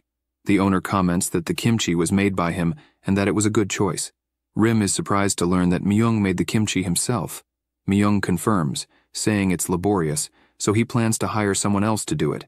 He then immediately tastes the dish. Upon tasting it, he is surprised by the flavor. At that moment, someone arrives at the restaurant shouting that they were hungry and the day was very hot. This man looks at Rim and asks who he is. He asks if Rim is the owner's son or nephew. Rim responds that he's there for an interview. The man introduces himself as Chulho, a food enthusiast who lives nearby. The protagonist bows his head and says his name is Rim, and it's a pleasure to meet him. Chulho sees that Myung isn't paying attention and asks if he's so hungry he won't even look up. Myung, as if lost in thought, says he was busy eating. Chulho turns to Rim and asks if he can have the same dish since Myung usually cooks, but he's occupied. The protagonist asks if noodles will be fine. Rim then prepares the same dish. Chulho reminisces that he used to eat a lot of noodles with kimchi in the past. He starts picking up the noodles with his chopsticks and warns Rim not to feel bad, as young people usually aren't good at cooking. But he won't criticize. He tells Rim it's an old person's habit and asks if he understands. Rim, feeling awkward, says it's no problem. Chulho then starts tasting the noodles. Immediately he feels something different in his body. He begins to think about the perfection of those noodles. They wrapped around his tongue like a real ribbon. He imagines that they are so tender that when they touch his tongue and throat, it feels like being caressed. He thinks the daikon is so fresh, spicy, crunchy, and sour. Chulho turns the entire bowl over and imagines that it's so fresh it seems to have just come from the sea. He even feels younger at that moment. Rim, shyly, asks if he will be accepted after the test. After that, Rim decides to go back to playing the game. The system notifies that if the user experiences eye tremors, fatigue, or headache while playing, they should stop immediately and consult a doctor. It also informs that to exit the game, just say exit system. The system welcomes him. He finds himself on a road in front of a forest. He recalls the interview he had and feels happy for having gotten the job. The protagonist is pleased to be back in the game and feels the refreshing air of the grass. He feels all his stress disappearing and thinks it must be because he hasn't played for a while. Rice is extremely happy and hears someone calling him, saying they finally found him. It's Seeking, saying it's been a while since he logged in, but he saw that Rice completed an important mission in the game. He mentions hearing that Rice killed the lizard princess. The protagonist asks if people are already talking about it. They start walking, and Seeking asks Rice why he's hiding it. The protagonist is confused since he's not hiding anything. Seeking comments that it's funny, as Rice started playing just to cook, and now he's a strong warrior. Seeking, imagining Rice in battle, says that few people have as much fun as the protagonist. Besides, every player is there for a different reward, and Rice is stronger than all of them, as well as being able to cook, which is amazing. Seeking, with shining eyes, asks Rice if he'll accept him to join a raid. The protagonist responds that it's no problem. He also asks where they are going now. Seeking says that everyone is heading to the integrated server and asks if he wasn't going there too. Rice asks what that is. Seeking says he's really innocent for not knowing anything and laughs a little. The protagonist responds that he really doesn't know much, just that forest and the beginner's area. Seeking says that forest is just the beginner's area indeed. Seeking then asks Rice if, when he finished creating his character, he didn't get an option to choose a server. Rice says he just clicked randomize and moved on. Seeking explains that it's not good to do that, as leaving the forest starts the integrated server with Korea. He explains that even if they just walk and eat the whole game, They won't have explored anything, so Rice will probably need guidance from here on. Seeking, excited, yells that after walking so much, they have apparently reached the integrated server. Rice is surprised as he doesn't know how it works. They look at the huge place, and Seeking says that this is where the game really begins. The protagonist can only think about how different the atmosphere is there. He sees a person being attacked by some pigs, and imagines that in the beginner's area, the atmosphere was relaxing, but here everything is frantic, as if there are fights all the time. He sees another person also fighting pigs, which are quite small. Seeking starts trembling and says that the time has finally come. He starts shouting that he's no longer a novice. Rice laughs and congratulates him for that, and even asks what they should do now. Seeking turns and says they can do whatever they want, but he will hunt since he joined the game for specific reasons. They look at some bees, and Seeking takes the opportunity to warn that in this server, the mobs, or monsters, attack without warning, unlike in the novice area, so Rice needs to be very careful. The bee, for example, has a lethal sting. Rice says he understands and imagines he'll get honey from them. Seeking says he will hunt until later, and they'll see each other then. He also asks if Rice added him as a friend. The protagonist takes his hand and says he did, and they can play together again later. Rice wonders if he can also cook in that place, and thinking about it, he sees a wind swirling around Seeking.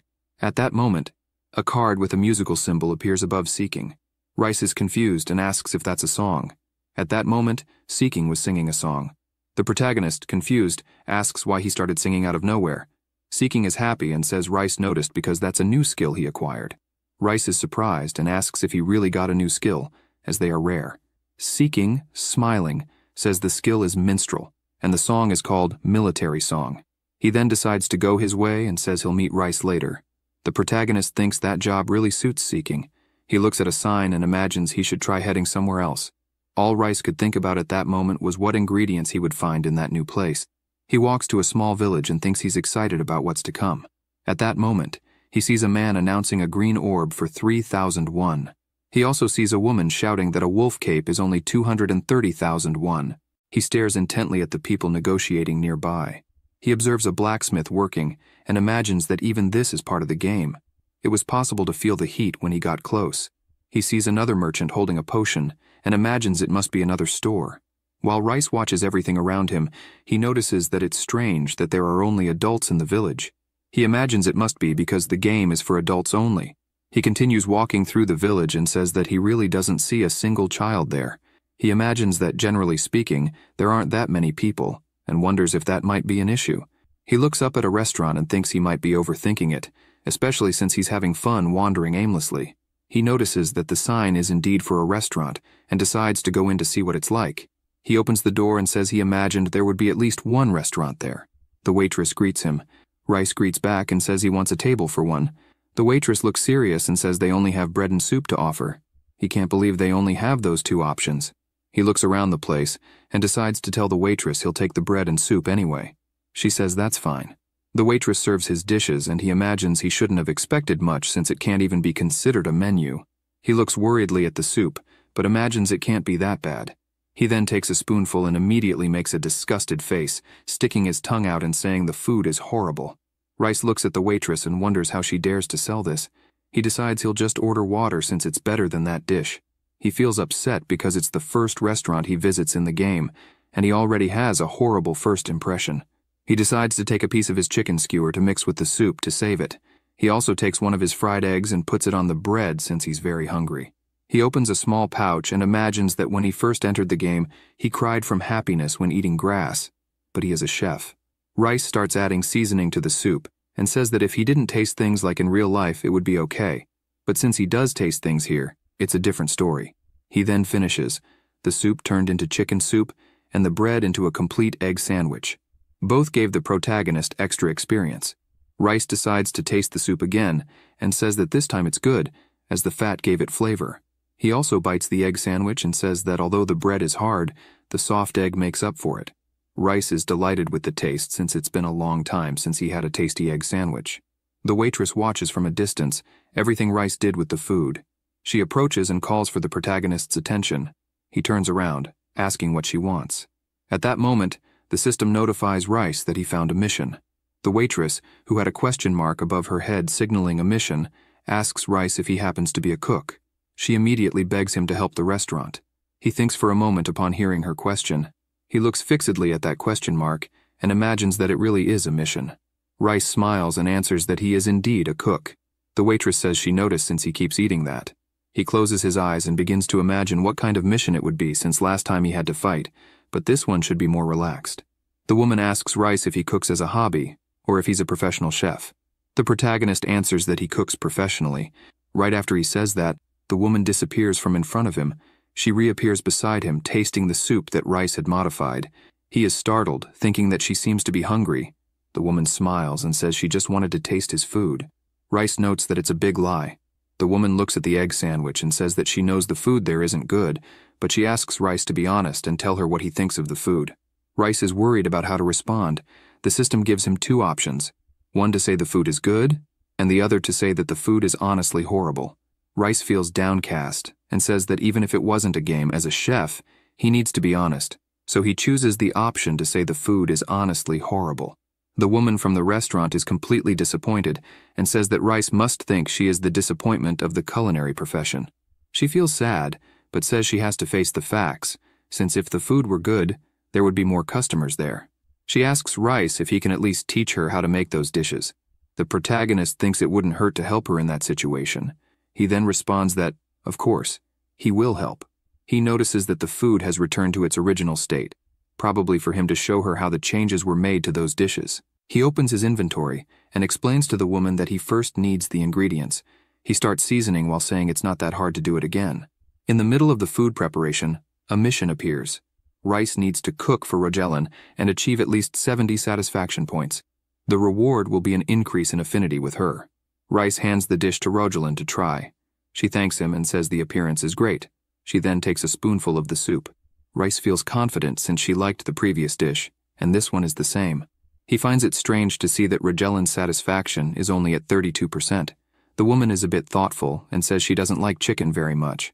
Rice is completely confused since she had said the first dish was great when she tasted it, but now it's not good enough. Rogelin then decides to try the egg sandwich. Rice tries to stay positive since there's no human on Earth who doesn't like it. The woman makes a completely confused expression when biting the bread, and Rice doesn't understand anything anymore. Suddenly, Rogelin shouts with joy, saying the bread is wonderful. The satisfaction progress bar fills completely. The protagonist gives a slight smile and asks if at least the bread is to her liking. Rogelin responds that it definitely is. The woman puts her hand to her mouth and says those skills are similar to those of some travelers who passed through there. Rice asks what she means by travelers. The woman explains that the village used to be incredible and people from all over would come to visit. She then tells a story that happened in the past. A child looked at the sky.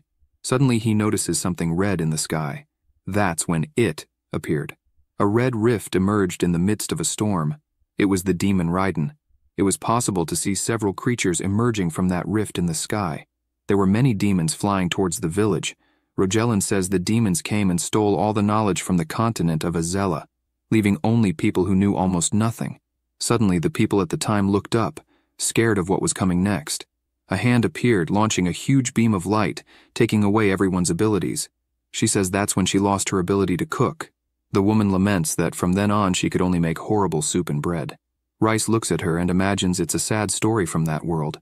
Apparently, the demons stole the knowledge from there. He takes the opportunity to ask what she meant by calling him a traveler. She explains that the demon created a rift, and the people who cross through it are called travelers. Rice imagines he understands now. Basically, the so-called travelers are the players. Rogelin looks at Rice and says she has a favor to ask, and asks if he wants to learn her recipe. Rice is confused, thinking she wouldn't know any at that moment. The system then notifies him that there is a work mission in Rogelin's kitchen. She explains that in that village, it's only possible to prepare something with the ingredients available there. The system notifies that Rice needs to cook Rogelin's 2 recipes using only the ingredients that can be obtained within the village. The recipe is royal jelly. Rice reads it and finds the name interesting, responding to Rogelin that he wants to learn it. Rogelin, still sitting in the chair, makes it clear to Rice that the ingredients must be obtained within the village itself. Rice starts walking and replies that it's not a problem and that he will be back soon. He then leaves the restaurant and starts thinking, imagining that there won't be horned chickens or lizard princesses there, and to make matters worse, he can't use the ingredients he already has in his inventory. The protagonist starts walking and thinks he needs to discover what the village has to offer. He is looking at the sky and hears someone calling something cute. He looks ahead and sees 3 people trying to feed something. Rice approaches and hears a man saying that people there are foolish for giving strange things and asks for a healer. Someone is offering an apple and a pear to the cat. The player asks if it's part of the game since the cat isn't eating anything. The man points his finger at the other and says the person is very stupid since even dogs have things they like and things they don't like. The man gets furious and tells him to shut up since he knows very well what his cat likes. Rice looks at the cat and imagines it's the first time he's seen one in the game, and it's definitely not just a phase of the game. The cat stares at Rice, and suddenly a question mark appears above it. Rice notices that it seems to be a mission. He looks at the cat's owner and wonders if it's part of the mission he's already on. The cat's owner says he should just take the cat and leave. The protagonist kneels and tries to cheer up the cat somehow. He asks the cat if it's hungry. Rice pets it, and the cat just keeps meowing. People are surprised since the cat is reacting. The protagonist asks the cat why it doesn't want to eat, and if it's because the food doesn't smell good. The cat starts getting happy as Rice continues to pet it. The people around are incredulous that the cat is reacting to Rice and not to them. The protagonist keeps thinking, wondering if the cat understands because it's a game. He also thinks that cats are really cute, and that must be why people like them so much. Rice notices the question mark has disappeared and asks if the mission is completed. The system notifies him that the cat wants the royal jelly to be happy and asks if Rice can make it. The protagonist confirms that it is indeed part of the mission he was already on. He keeps thinking that this royal jelly is a rare dish and there are many killer bees nearby. But he will have to get it to complete both missions at the same time. The protagonist keeps looking at the kitten and says they are definitely cute. At that moment, the system informs him that he must feed the kitten with royal jelly. The reward is unknown. Rice pets the cat and asks it to wait a bit, as he will be back with something for it to eat. The cat looks sad while touching the protagonist. Rice feels sad thinking he can't leave such a cute cat alone there. He notices that a certain part of the village is more crowded, but it must be because it's a game for adults. So late at night, more people will be online. He hears some people arguing about the price of a product. Rice thinks that it's as crowded as in real life. The protagonist notices a vendor announcing each eye for 50,000 wons, and several people come to buy. He continues walking, seeing all the commotion of people selling and buying. Rice notices someone selling blue and red tension stones for 100,000 wons. The vendor says it's rare since the dungeon hasn't appeared for a long time. Rice can only notice that things are very expensive there. Continuing his way, Rice notices someone selling grilled chicken. He finds it interesting that someone there is selling food, but he notices something familiar. He looks closer and sees that the person in question once bought several chicken skewers from him and is apparently reselling them for a much higher price. Rice decides to grab a skewer and says that whether he likes it or not, it's not his problem. But it is expensive. He leaves the place, thinking that the skewer isn't something fancy anyway. At this moment, the vendor calls his attention, asking if that is Rice. Rice turns and notices that it's Ether, the one who made the boots for him. Ether says it's good to see him there, and that apparently Rice decided to go to the integrated server as well. Rice says he's happy to see him doing well, and mentions that he got there thanks to the net Ether gave him, which was very useful in defeating the lizard princess. Ether is happy, and asks if he really completed that mission. Rice looks at Ether and says yes, although he needed some company for that mission. Ether responds that, of course, he needed a team after all. He went to fight a powerful boss using basic items and alone. Ether looks at Rice and says that many bosses are powerful and need group control to defeat, and it seems Rice still doesn't understand that. Ether smiles and says that Rice is definitely incredible. The protagonist smiles and says he was just lucky. He takes the opportunity to ask if Ether is still making shoes. Ether responds that he makes not only shoes, with leather, he can make anything. Rice finds it interesting and asks what he can make with the item he has. At this moment, he summons the superior lizard leather. Ether is astonished and asks if that leather is from the lizard princess. The protagonist responds yes, and asks if it's possible to make something. Ether thinks for a moment, asking himself if he can do it. Rice imagines it must be something grand for Ether to doubt. Ether looks at Rice and says he needs to get a few things first, and asks the protagonist to buy them at the market. And after that, they can meet again. Some time passes, and both go to the meeting point. Ether apologizes for making Rice get all that stuff, and asks if everything went well. The protagonist replies yes. Ether takes the items and says it's great, and that he will start right away. He takes a fine needle and says it's the first time he's producing something from such high-quality leather, but it will all work out in the end. He gets serious and says he will begin. Rice says if he doesn't want to do it, he doesn't have to. Ether responds that it's too late to change his mind. He starts preparing the garment frenetically. Rice is astonished by the level of effort. The garment is sewn little by little. Ether is meticulous with every detail of the clothing. Rice, happy to see this, says that Ether seems to have improved a lot since the last time they met. Ether's eyes shine as he imagines his body as a sewing machine. With all his confidence, Ether says he's finally done and presents the set of clothes made from those materials. Rice is completely amazed, saying it's beautiful. At that moment, Ether receives a notification that he unlocked the achievement Luxurious Maker, which required making an item using components from a boss. The reward was a 10-point increase in dexterity. Ether is surprised as it's something he's never seen before. Rice is completely emotional about how wonderful the garment is and praises Ether, who, on top of everything, achieved a luxurious classification. Ether tells Rice that he doesn't need to pay for anything. It's his own merit. The protagonist turns and asks if he's sure about that. Ether, content, responds yes, because if it weren't for Rice, he would never have known about such a luxurious classification. He achieved it thanks to all of Rice's items. Ether also says he wouldn't have even tried if it weren't for him, since he wouldn't have had those materials in hand. That said, there are more things he wants to test after achieving that. At that moment, Rice could only admire how beautiful his new outfit is. Elsewhere, some people are looking at a pig, saying it's the biggest they've seen so far. A man with a hammer asks if they really think they can hunt something like that. Another man responds that someone from the shop said they managed it alone, so the two of them should be able to do it. The man with the hammer starts sweating, thinking that he doesn't believe just because the classification is trash, they are going to try it. The pig looks furiously at the person, and they still decide to attack the animal. The pig then charges at full speed towards the two while they run away, realizing it was indeed a terrible idea. One of the men gets angry and throws a rock, hitting the pig squarely.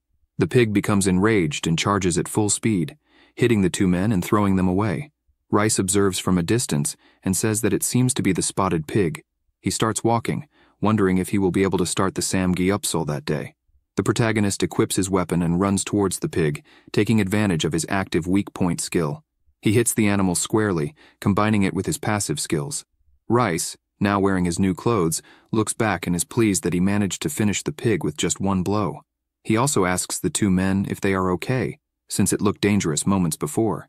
The man thanks him, saying he would be dead if it weren't for Rice. The protagonist helps him up and laments that his friend died because of the pig's blow. The man says he understands since he only survived due to having a bit more resistance. At that moment, someone says they just wanted a bit of Samgyeopsal, and it wasn't supposed to be so difficult. Rice looks to the side and says he was sure that Samgyeopsal really existed there. The man responds that it does, and they'll even give him some if he caught that pig. Rice imagines that his favorite food is, without a doubt, Samgyeopsal, especially after losing his sense of taste. The man tells Rice that he will skin the pig and asks if he can help with the meat. The protagonist asks if he will prepare it himself. The man, looking at his shield, says it's the old way. He will need to take the meat from the pig himself. They see the other man's hammer lying on the ground and say it's annoying. But since it's a game, they want to try it. Rice's eyes start to shine, saying it will be interesting, and he says he will have a Samgyeopsal party. The man asks if he is sure he will do it there and now. The man asks Rice if he can cut that pig. The protagonist responds that yes, after all he is a chef. The system then notifies that it is a spotted pig carcass, and if cut, will yield small quantities of meat. Rice notes that his chef's eyes skill makes it much easier to identify such things. The man asks if there's anything he can help with. Rice responds that at the moment, no. Rice begins to remember that he used to go up to the rooftop of the building with the guys to have a Samgyeopsal party. But after losing his sense of taste, he must have forgotten those memories. He remembers his friends happily saying that the protagonist worked hard that day and deserved all the best. One of the guys comments that the last customer who came to the restaurant was too annoying, and if it weren't for the protagonist, they probably would have ended up in a fight.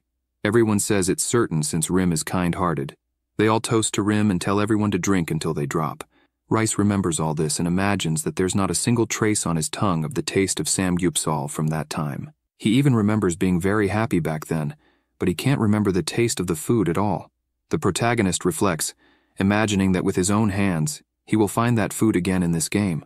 He visualizes the parts of the pig and says it is usually cut in half and then into 3 parts, totaling 6 pieces. The protagonist imagines that real is a very detailed game, but he wants to find out how realistic they are. Rice politely asks the man to lend him the sword. The man agrees and asks if it's okay that the sword's classification is broken. The protagonist holds the sword and says that it is fine as it is. Rice drives the sword into the pig and cuts it in half. He says that in this game, there is no distinction between male and female, so they can kill all the animals without worrying about gender. He begins to cut the pig and says he will do it in parts. The protagonist continues to focus on cutting the meat while the man watches, finding it all incredible, and even imagining that Rice must be a butcher. The man looks at the process and says it definitely looks like the carcasses hanging in butcher shops. Rice, concentrating, says it's now time to dismember the bones to get to the samgyeopsal part. The man is astonished, wondering what on earth Rice does for a living as he handles everything so naturally. Rice continues calmly, saying it's now time to remove the pig's head. The man asks who Rice is to be doing it so well. The protagonist feels relieved that it's finally over, and that from this point, he can finish with a dagger. He places his hand on the pig and little by little starts slicing, imagining he needs to start under the skin and then move to the ribs and finally the belly. He imagines that's the correct sequence. He continues cutting the meat and realizes he also needs to remove the tenderloin from the bones, which would make a great tonkatsu. Rice sees his progress and says it is indeed quite laborious, but it's finally yielding results. Rice looks around and wonders what he could use there as a grill. He then spots something. He looks at the shield and says he found a grill. The man is shocked and asks if Rice is sure he will use a shield as a grill.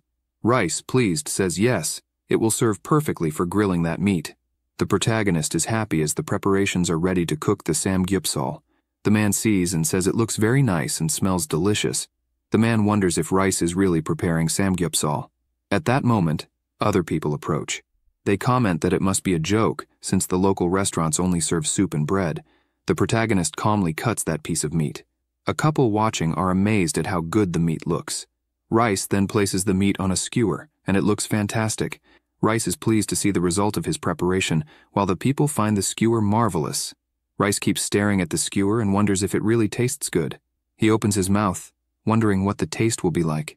He imagines what samgyeopsal tasted like. He begins to chew the meat he just prepared slowly.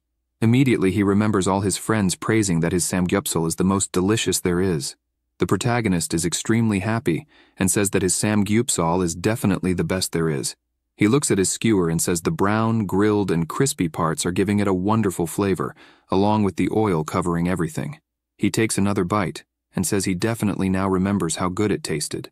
The man also grabs a skewer and asks if that's how he should hold it. He quickly takes a bite of the meat.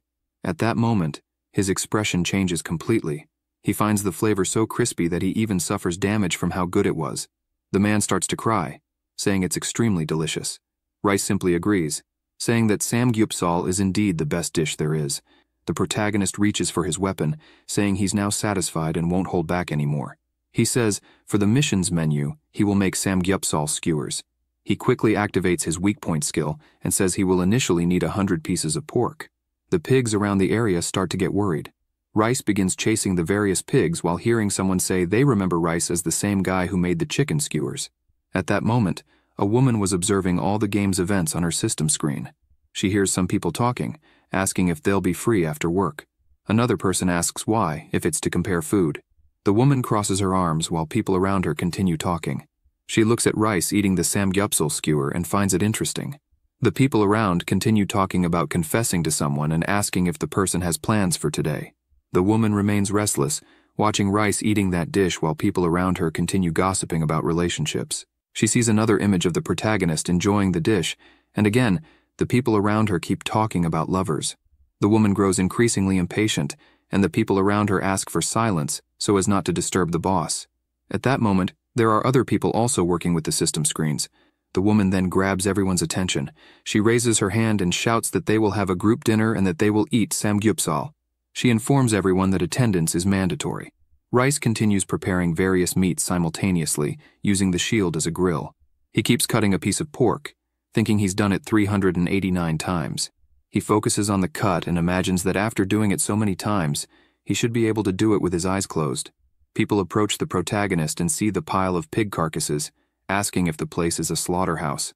Rice continues preparing until he reaches the 400th dish. After that, he places his dagger on the ground and says he needs to rest a bit.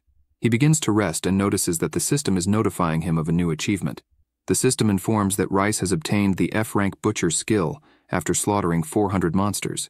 He is amazed by the skill, as it will now be possible to store more materials. The system says that the skill is passive and reduces the amount of food wasted. He ponders whether he should use this for the culinary mission or not. Several people are around him at that moment. He grabs his bag and thinks that if he is to complete the mission, he should make it even tastier. He looks at his improvised grill and says it reminds him a lot of his past. The protagonist begins to imagine that samgyeopsal with lettuce, chili, and onion is perfect when accompanied by good cooked rice. He also imagines that if served with cold beef noodle soup, it would be wonderful. After thinking about all this, he wonders what he can eat in that game. He clenches his fist and says that the taste and aroma he will not be able to experience again in real life, so he must grill a few hundred more times before going back. He looks at what he has already prepared and sees that he has 10 meat skewers and 19 pieces of leftover samgyeopsal. He realizes he needs more salt, but his salt jars are empty. He then remembers he has a unique cooking skill and wonders if he should use this skill, Chef's Blessing, at that moment. He uses the skill, and the system asks what the user desires. Rice, concentrating hard to keep his skill active, shouts that he needs salt right now. Suddenly, a portal appears in front of him through magic. At that moment, 2 small jars fall into his hands. Rice is baffled by what just happened. He notices they are 2 40-gram bottles, and then he needs to leave. He goes to the grill and starts salting the meat. He complains that it's very hot, and that he's sweating since he's been near the fire all day. The protagonist imagines he must be the first player to grill meat in that game. Rice finally stands up and stretches his body. He finally has 19 pieces of leftover meat and says that it is extremely exhausting. He looks around and wonders if he should look for some vegetables. After all, he is a chef. His mouth starts to water as he imagines finding something to eat along the way. Rice continues searching for vegetables and is amazed to find carrots and cucumbers in a field. Now he just needs to find honey and royal jelly. He remembers Seeking mentioning a supposed bee monster that could provide that honey. He thinks it must be nearby. At that very moment, he is attacked by a wasp. It startles him as he didn't expect it. The protagonist looks up and can't believe he was attacked by a wasp out of nowhere. He can only think that it is definitely different from the horned chicken and even the lizard princess. If you enjoyed this video, subscribe to the channel, hit the bell icon, and like the video. Thank you.